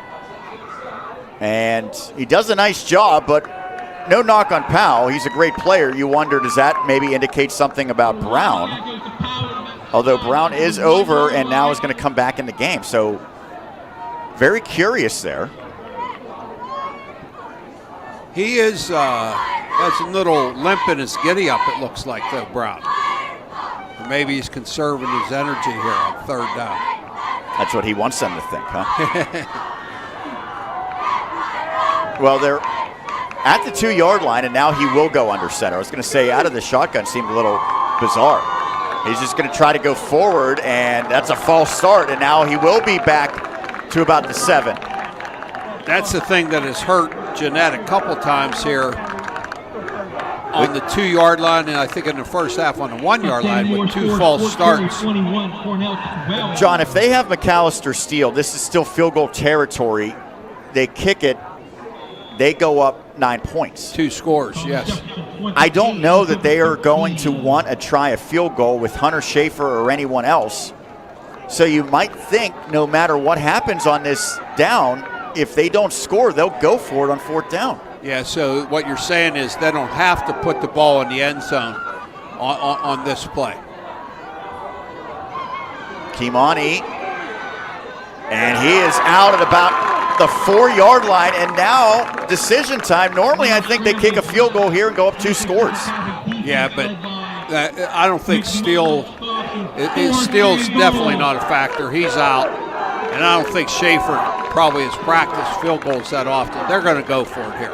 And that gives the Centurions a chance to make a game-changing play defensively. Well, with as good as Kimani Brown has been, I would say let him make the decision, but you have to wonder where he's at health-wise right now. Yeah, exactly. If he's 100% healthy, he's going to sprint out here to the right probably. Looks like Mendoza's going to be his lead blocker here to the right maybe. Oh, he's going that direction, but there's some Centurions in his face. Towards the end zone, incomplete. It would have been shy of the goal line anyway for Powell, and GCC comes up with a massive stop. Big pressure there by the GCC defensive line. Forced Brown all the way back to about the 20-yard line. 23 again, Loudon applying the pressure. Well, it's good to see that he's back in A-OK. He was injured earlier. And that was Bodai, I think, too, applying the pressure. Even if that's caught, it seemed like Powell was going to be in the field of play. Oh, it would have been really close, actually. I'm sure the official did not want to have to make that judgment call. He was right there, though. He was in position. But he was happy it was incomplete, I think. From the 4-yard line now. Actually, take that back. It is the 3-yard line. A safety could be a real possibility here. Crosby under center. He's going to take a shot. They're looking for a 97-yarder, and that one clearly out by Honeck. And now Honeck is slow to get up. Maybe didn't realize where he was at on the field. I don't know if he ran into the bleacher there or not. I don't think he did. I think he jumped, actually did make the catch, but he had a really tough landing, and you hope it's just the wind knocked out of you type of scenario. But if he knew where he was, I don't even think he makes that attempt because he was already out of bounds when he started it. Yeah, he just fell on his back. And by the way, not that it matters, he hung on to the football. He made the interception, supposedly, right before. That was a great catch in the first half. And he's going to have to come out now, yeah. Which I'm sure for his sake, not the worst thing in the world. But they went under center that time. They'll want to be in the shotgun maybe on their own 3-yard line here, but I think this time they're going to be. Well, you just want to get a little bit of breathing room, right? For your punter also. He's Trainer very slowly coming off of the field here, so I think they'll hold up. Now we should be good to go. McMullen, and he is brought down. Is that a clean tackle? It is. It is a safety. It is Noah Sunder on the tackle. I was hesitating to see if it was a face mask, but he brought it down legally. It was close. Sunders made some plays on defense tonight. Besides being a pass catcher for the Jayhawks, 2 big defensive plays, none bigger than that one. And now GCC is going to have to punt it. But it's still only a 1-score game. Well, it wasn't the face mask. It was the jersey. And Noah Sunder makes it 23-15. To your point, however, 9 points makes it a 2-point game. It's now an 8-point advantage. And so now a free kick. So the Centurions can at least know that it's still a 1-score game for the time being, but their defense is going to have to step up in a big, big way here. Yeah, because Jeannette's going to get good field position here after the free kick here from the 20 after the safety. And it'll be Crosby. I don't think we've seen McMullen kick anything in this second half. No, and the kick he had in the first half was pretty nice. You know, it was from, 38 yards, had the distance. Powell's not thinking he's going to kick it that far. Yeah, there's nobody just about a step or two beyond midfield. And now the Jayhawks are backing up to about their 40. That's a heck of a kick. Fielded at the 30 by Brown, who is kind of timing his explosion there, and he gets near midfield. It was a nice catch by Brown. I noticed how he caught it. He caught it with his hands extended. A lot of times coaches say get your elbows in, all that stuff. He just went up there and snagged it. And he showed good patience on the return. He almost came out the other end. It's a big series here for GCC's defense. Try to stop this game from being a 2-score game. Well, that's safety looming large. 23-15. Jeannette in front by 8. Drive begins at the 47. Mendoza. And he is brought down by Brock McMullen. But it's starting to get to the point of the game now that you think about using the clock if you're Jeannette. I would think so, yeah. They haven't really been in a hurry calling plays every time Brown goes over to Fat Man there to get the call. So he's put a lot of miles on tonight, Kavani Brown. Going over to his uncle. Pine Richland 42-0 defeating Franklin Regional. Probably not a surprise that the Rams dominant. Winner of this one, unless Penn Trafford has a big comeback, will be the last Westmoreland County team standing. That is intercepted! Loudon comes up with a crucial play, and he was able to adjust to that pass and step in front of Jace Powell. That's a really nice interception by Loudon. He's showed some athleticism all night tonight on both sides of the ball. And he gets a big hug from his teammate after that play. That's a tough throw on the run, but ultimately one that I'm sure Kimani Brown would love to have back. So now the Centurions with a chance from their 37. They would need a touchdown and likely a 2-point conversion.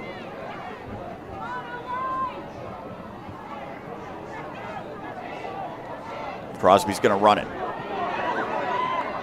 And he lost the football, although McMullen was there to scoop it up. Jackson McMullen, right place, right time.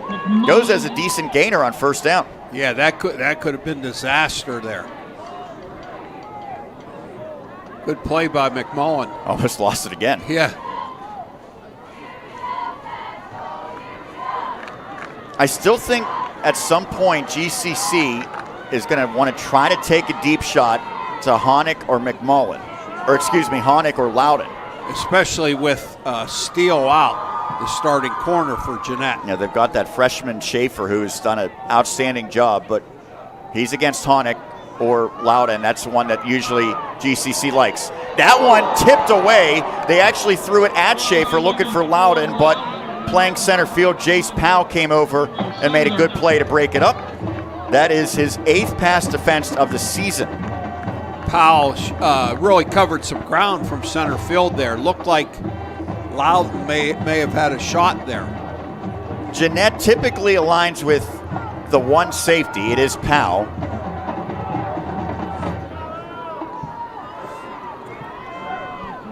Oh, he almost had that ball, actually.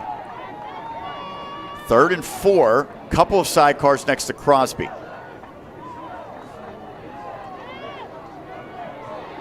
And what a sidestep, and Crosby gets the first down.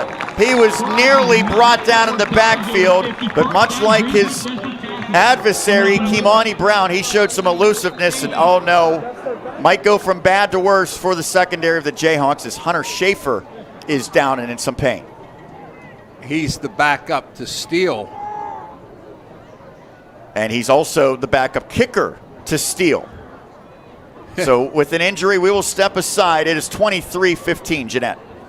The Jeannette Athletic Department is proud to announce the launch of its newly redesigned website at JeannetteJayhawks.org. The new site features a modern interface, a brand new calendar layout, photo galleries, and more.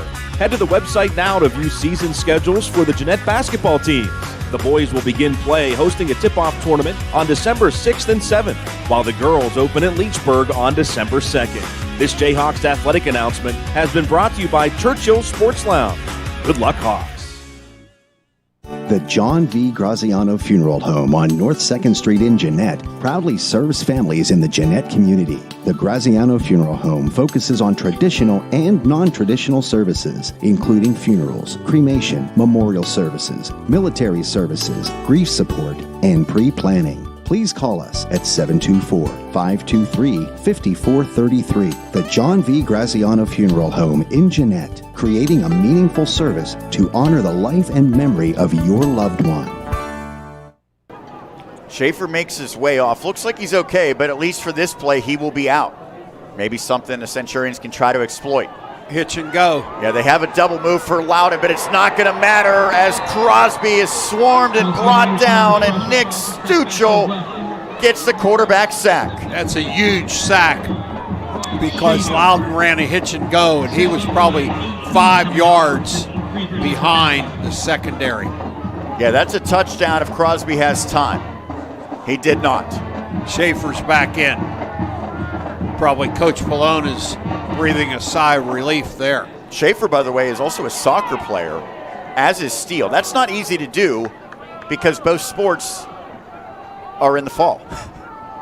You have a lot of busy days. McMullen dropped it. It's loose, and Jeannette has it. Jace Powell comes up with it. Second turnover for the Centurions. Big play there, and it, more importantly, the ball's around the 50-yard line. I don't even know if there was a contact issue here. No, he fumbled it on the handoff. Never really had it. Without Tucker Lloyd, They had to use some other guys at running back. That includes McMullen. That's probably not his natural position. Well, if you're the Jayhawks, do you try to put the nail in the coffin with the big shot here? Well, I would think they may go back to their screen game here. Or Mendoza. Well, it seems like that was the right decision as he gets near the 30, maybe his best run of the night. And now he steps over a player, which if you watch Penn State, Ohio State, that's a no-no.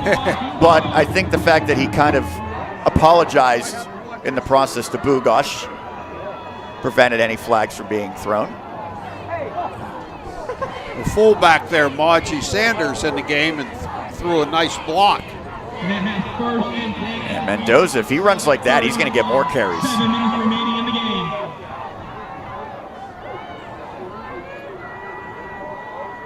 Shy of 300 yards on the ground for him this season, but he's impressed at times.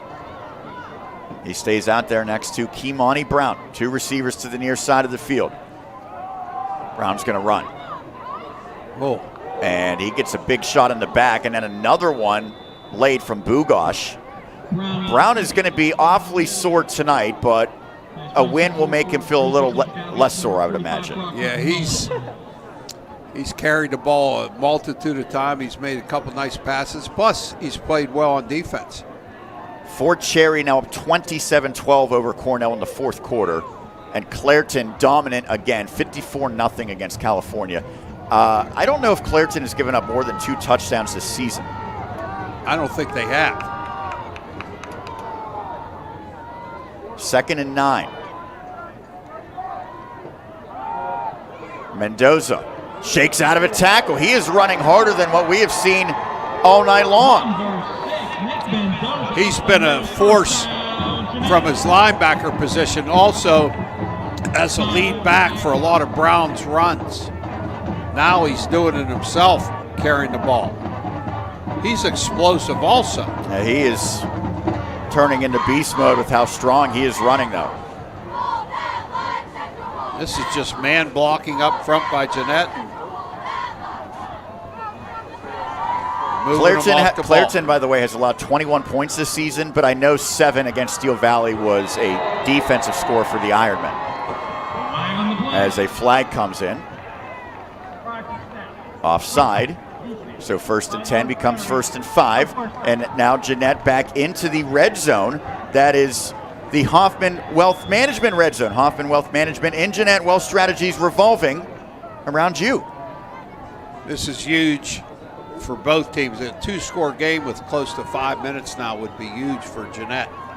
Remember, the Jayhawks came up empty on their last drive, turnover on downs.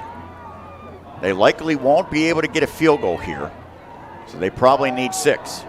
Mendoza trying to get him there, and he's going to be close to the first down. I think initially they spot him just shy. Well, I think number 6 looks to get Jeannette 6 on this drive. He's been a force. Well, I think the biggest key right now for the Jayhawks, no more turnovers, right? Exactly, and false starts. That's the 2 things that have killed him here in the second half. Ames returns for GCC. Smith-Noski a little slow as he makes his way out. Jayhawks trying to redeem their loss in the regular season against the Centurions, but this is the one that really counts. 3rd and 1. Brown. And he's got the first down. That was actually a 2nd down because of the penalty that made it 1st and 5. And Mendoza was a lead blocker there for Brown, as he has been a lot tonight. Well, if you're Jeannette, you want to get a touchdown here, but if they could draw it up, maybe you take a couple plays, 3 plays to get into the end zone, because that means the clock continues to run unless it's an incomplete pass. I don't think they're going to put it in the air here. Yeah. But the big thing they're looking for is to get ahead by 2 scores here. And you have to wonder, will the Centurions think about a timeout if they get a stop on this next play?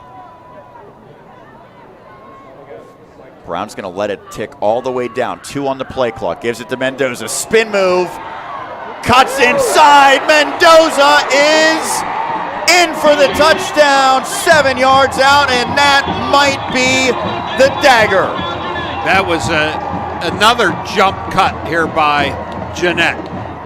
Brown before. Brown's was really sweet.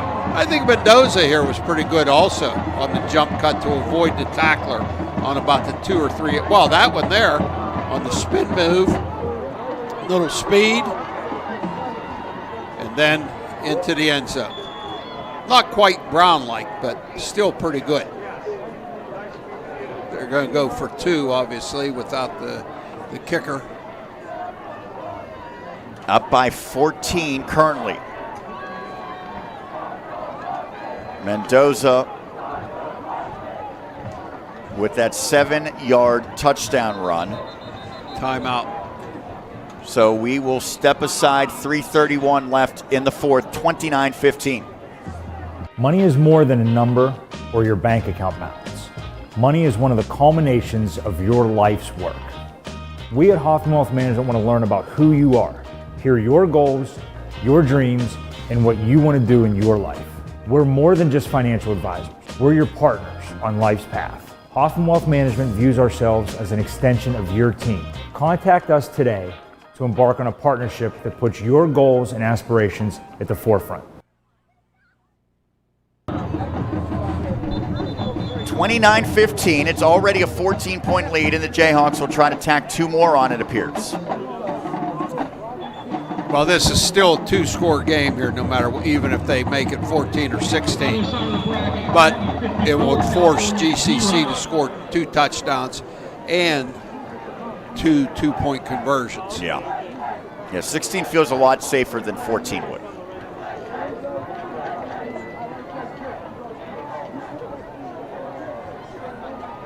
This time it's Powell next to Brown. They give it to Powell. And he's going to throw in the end zone, but it's overthrown. He was trying to hook up with Sunder. Powell could not make it work. So no 2-point conversion. It stays 29-15, 3:31 left, fourth quarter. Jeannette in front on WSN. Since 1957, the Luther family of dealerships has been providing the area with outstanding automotive sales and service. Most importantly, the Luther family continually supports our local schools, sports teams, food drives, and community fundraisers. The annual Luther Ford Lincoln Charity Golf Classic, supporting the Women's Imaging Center at IRMC, has become one of the area's most successful events. The Luther family of dealerships, committed to our community's needs for over 67 years. D'Annunzio's has been making family favorites for almost 50 years. Of course, we have our classic pizza, pasta, and chicken dishes, but we also have luncheon and dinner specials selected by our kitchen staffs. We welcome you to join us at any of our 3 locations, Jeannette, Monroeville, and Latrobe. We're open 7 days a week. D'Annunzio's is on social media too. Check us out on Facebook and Instagram and visit our website, D'AnnunziosRestaurant.com. 3:31 left in the fourth quarter, and Jeannette seems like it's starting to pull away. 29-15. Centurions will need 2 scores to have a chance in this one. And Schaefer's kicking off again. He's been an unsung hero tonight, filling in for Steele as the kickoff guy and plus at the corner, and he's done a nice job in the kicking game and on defense. Well, they're going to let Crosby have a chance here at about the 22. Well, I don't know. Well, and he is brought down by Powell. If he got out of that tackle, maybe he's got a chance. That's probably not what Thomas Palone wanted to see, Crosby on the return, but all things considered, I think the Jayhawks did all right there. Yes, that's a good open field tackle. Well, there was no open field tackle to be had on Mendoza. No. Mendoza, great job that whole drive, blocking and showing his running skills also. Did a good job hanging on to the ball there with McMullen, trying to strip it free right before the goal line. Still just that one safety for Jeannette. You figure GCC is going to take some shots. Here's one here. Loudon has a little separation. He's got it! He's going against Schaefer, and John, with just the one safety, I could sort of see that one coming. Yeah. Loudon, the last series was wide open, but Jeannette got a sack there. This game's not over yet. It was underthrown, but that usually favors the receiver. Now to the 17. Still 3 minutes remaining. Bugosh. He breaks out of a tackle. He's got it inside the 10. It'll be a 1st and goal for GCC. I don't think Jeannette was looking for a run there, but Bugosh, big run. At about the 7-yard line, Crosby sprinting out to his right. Throws across his body, tipped, and caught on the deflection by Honig. What a good fortune on a tip pass that Landon Honig comes down with, and all of a sudden GCC right back in it. They scored quickly in a minute, right? I think 3:31. 59 seconds. 59 seconds. Do you go for one? Well, I don't think the kicker is healthy, McMullen. I think they're going to put it in Crosby's hands again. If they get this, then they're down 6.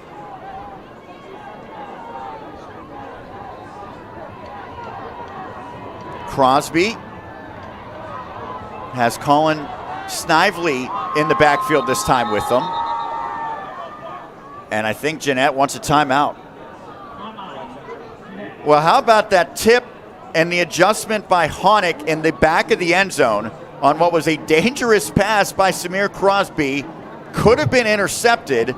Instead, a happy accident gets them the touchdown, and it took just 3 plays for GCC to go 59 yards. Honig and Loudon have made some really nice athletic plays.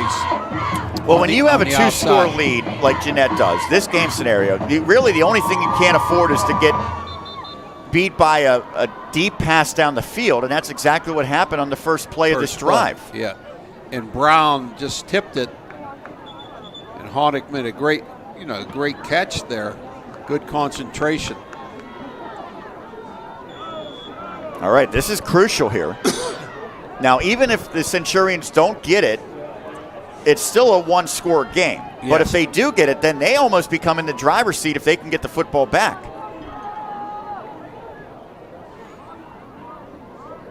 Bugosh is next to Crosby. Snively now in motion. Crosby's going to run it, and he is going to trot into the end zone. Just a terrible defensive series for Jeannette, a unit that has played so good tonight. 29-23 Centurions hanging around on the Westmoreland Sports Network.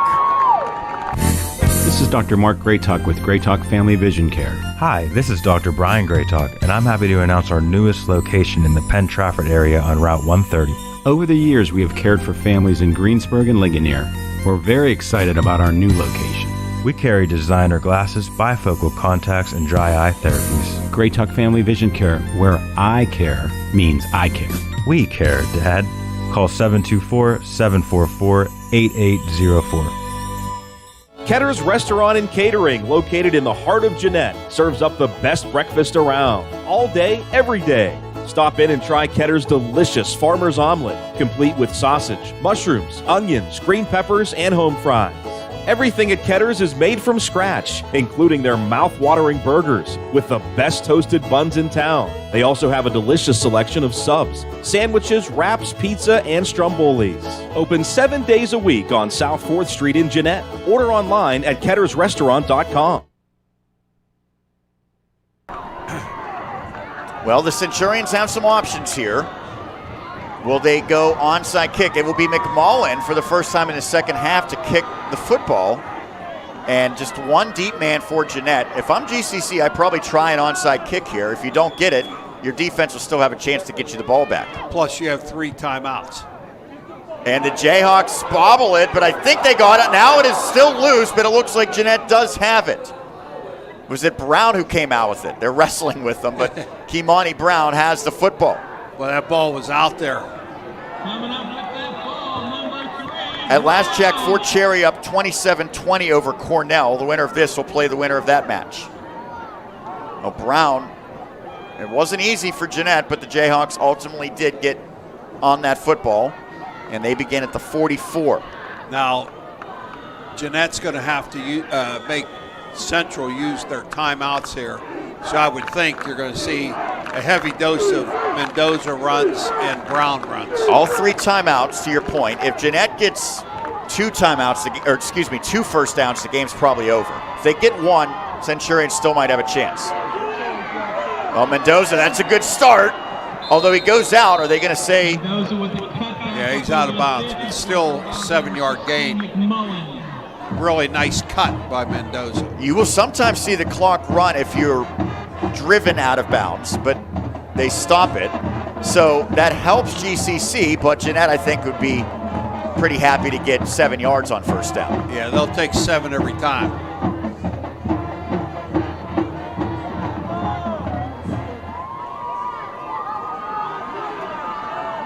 The fullback, the wingback here to the right. Mendoza. And the extra effort, I think, might get it for him. It will.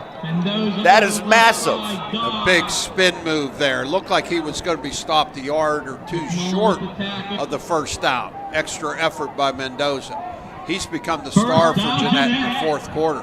Well, if you're GCC at this point, you might bring 10, maybe 11 guys at the line of scrimmage. Yeah, they're not going to throw the ball for sure, and they still have 25 seconds. They could take it to under 1:40 here before they snap it. And GCC still has those 3 timeouts. Well, they will almost certainly take 1 after this play.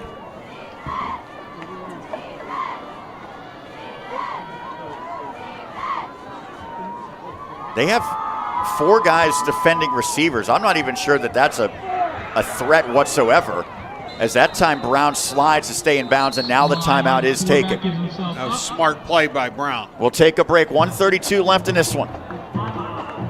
Stevenson Insurance Associates is owned and operated by Mark and Donna Stevenson of Greensburg and has been serving the greater Westmoreland County area for over 35 years. Stevenson Insurance Associates has been saving their customers hundreds of dollars annually, and that's why close to 95% of their policyholders continue to renew their policies year after year. To see what you may save on your insurance costs, call 724-832-9889. Your certified professional insurance agents. 2nd and 8, 2 timeouts left for GCC. So if they get stops here, basically looking at about 1:20 or so, maybe even more than that, before 4th down. And then Jeannette would have the decision, do they go for it? Do they try punting it away?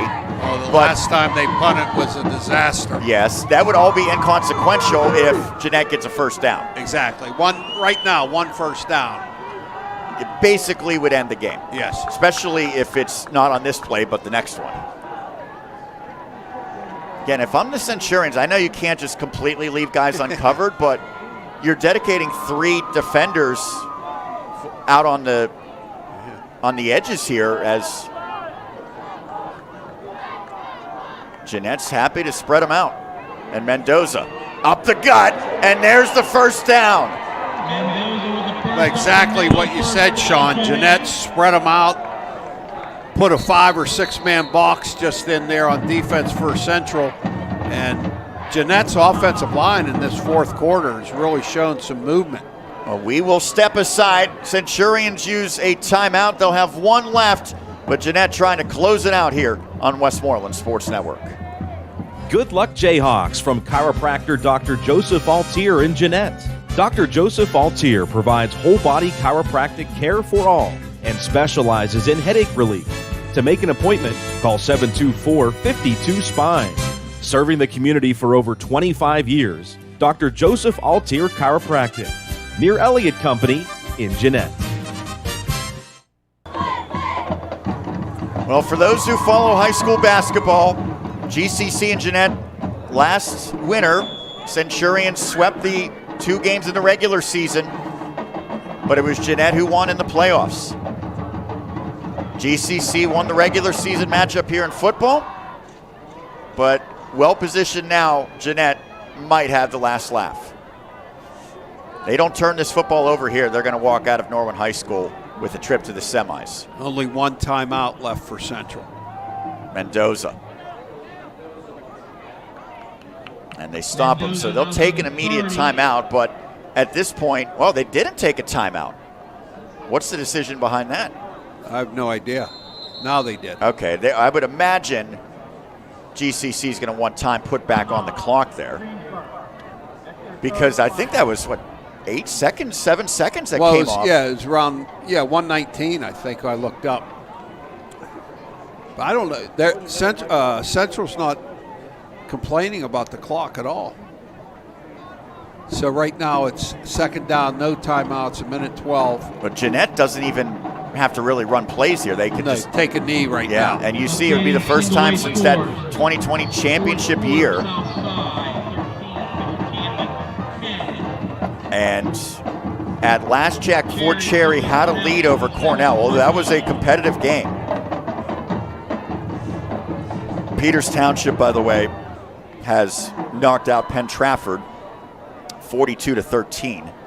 So the Warriors and Panthers in Class 5A see their season end. And that means only one Westmoreland County team will be left. Looks like it's going to be Jeannette. Yep, they're going to take a knee, and they're going to have to do it twice. Victory formation for Jeannette. And so all you have to do here is get that exchange, take the knee, do not commit a penalty for the Jayhawks. And there will be nothing that the Centurions can do at that point. They're going to have to snap it one more time. It will be under 35 when they snap it, and that'll be the last snap of the ball game. A big win for Jeannette. It is a really good high school football game. 2 Class A teams have played very, very well with 2 great quarterbacks. Fort Cherry has won 27-20 over Cornell. Well, Fort Cherry's a juggernaut. Clairton might be the best team in the state, but I think a lot of people are going to see this score and say maybe Jeannette is finally back as 2 great friends embrace 2 spectacular performances.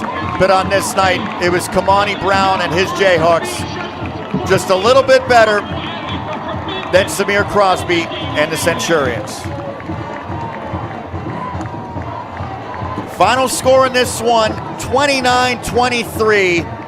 And there you see a great show of respect. Kimani Brown, I know he loves competing against GCC, and he loves it even more when his team is able to get the victory. What a game here tonight at Norwin High School. This has been the most competitive game we have seen between these schools in a long, long time, and ultimately it goes in favor of the Jayhawks. They get their 9th win of the season. It is 794 in program history. They will head to the semifinals to play Fort Cherry next week.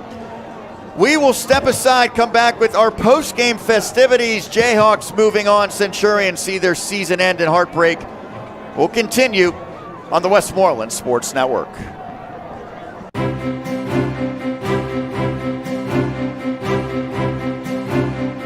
For 15 years prior to opening my law office, I practiced as a registered nurse. I have a master's degree in nursing, and I am a former ICU head nurse and director of nursing. Maintaining my license and my nursing continuing education, I have a unique perspective when handling accidents and injuries. We dedicate our time and resources to you and your family, and we, of course, do not get paid unless we get a settlement for you. You will be very pleased with the attention your case receives. It is our priority. Good luck, Jayhawks, from chiropractor Dr. Joseph Altier in Jeannette. Dr. Joseph Altier provides whole-body chiropractic care for all and specializes in headache relief. To make an appointment, call 724-52-SPINE. Serving the community for over 25 years, Dr. Joseph Altier Chiropractic, near Elliott Company in Jeannette. Since 1957, the Luther family of dealerships has been providing the area with outstanding automotive sales and service. Most importantly, the Luther family continually supports our local schools, sports teams, food drives, and community fundraisers. The annual Luther Ford Lincoln Charity Golf Classic, supporting the Women's Imaging Center at IRMC, has become one of the area's most successful events. The Luther family of dealerships, committed to our community's needs for over 67 years. D'Annunzio's has been making family favorites for almost 50 years. Of course, we have our classic pizza, pasta, and chicken dishes, but we also have luncheon and dinner specials selected by our kitchen staffs. We welcome you to join us at any of our 3 locations, Jeannette, Monroeville, and Latrobe. We're open 7 days a week. D'Annunzio's is on social media too. Check us out on Facebook and Instagram and visit our website, D'AnnunziosRestaurant.com. Money is more than a number or your bank account balance. Money is one of the culminations of your life's work. We at Hoffman Wealth Management want to learn about who you are, hear your goals, your dreams, and what you want to do in your life. We're more than just financial advisors. We're your partners on life's path. Hoffman Wealth Management views ourselves as an extension of your team. Contact us today to embark on a partnership that puts your goals and aspirations at the forefront. Ketter's Restaurant and Catering, located in the heart of Jeannette, serves up the best breakfast around, all day, every day. Stop in and try Ketter's delicious farmer's omelet, complete with sausage, mushrooms, onions, green peppers, and home fries. Everything at Ketter's is made from scratch, including their mouth-watering burgers with the best toasted buns in town. They also have a delicious selection of subs, sandwiches, wraps, pizza, and strombolis. Open 7 days a week on South 4th Street in Jeannette. Order online at kettersrestaurant.com. What an outstanding game here tonight, and it was presented by DBAT Pittsburgh East, a 20,000 square foot baseball and softball training facility, which is coming to Westmoreland County. DBAT is now booking cage rentals for local teams, leagues, and individuals. Visit DBAT Pitt East, that's P-I-T-T for Pitt.com. DBATPitEast.com to learn more. Opening this winter in Export.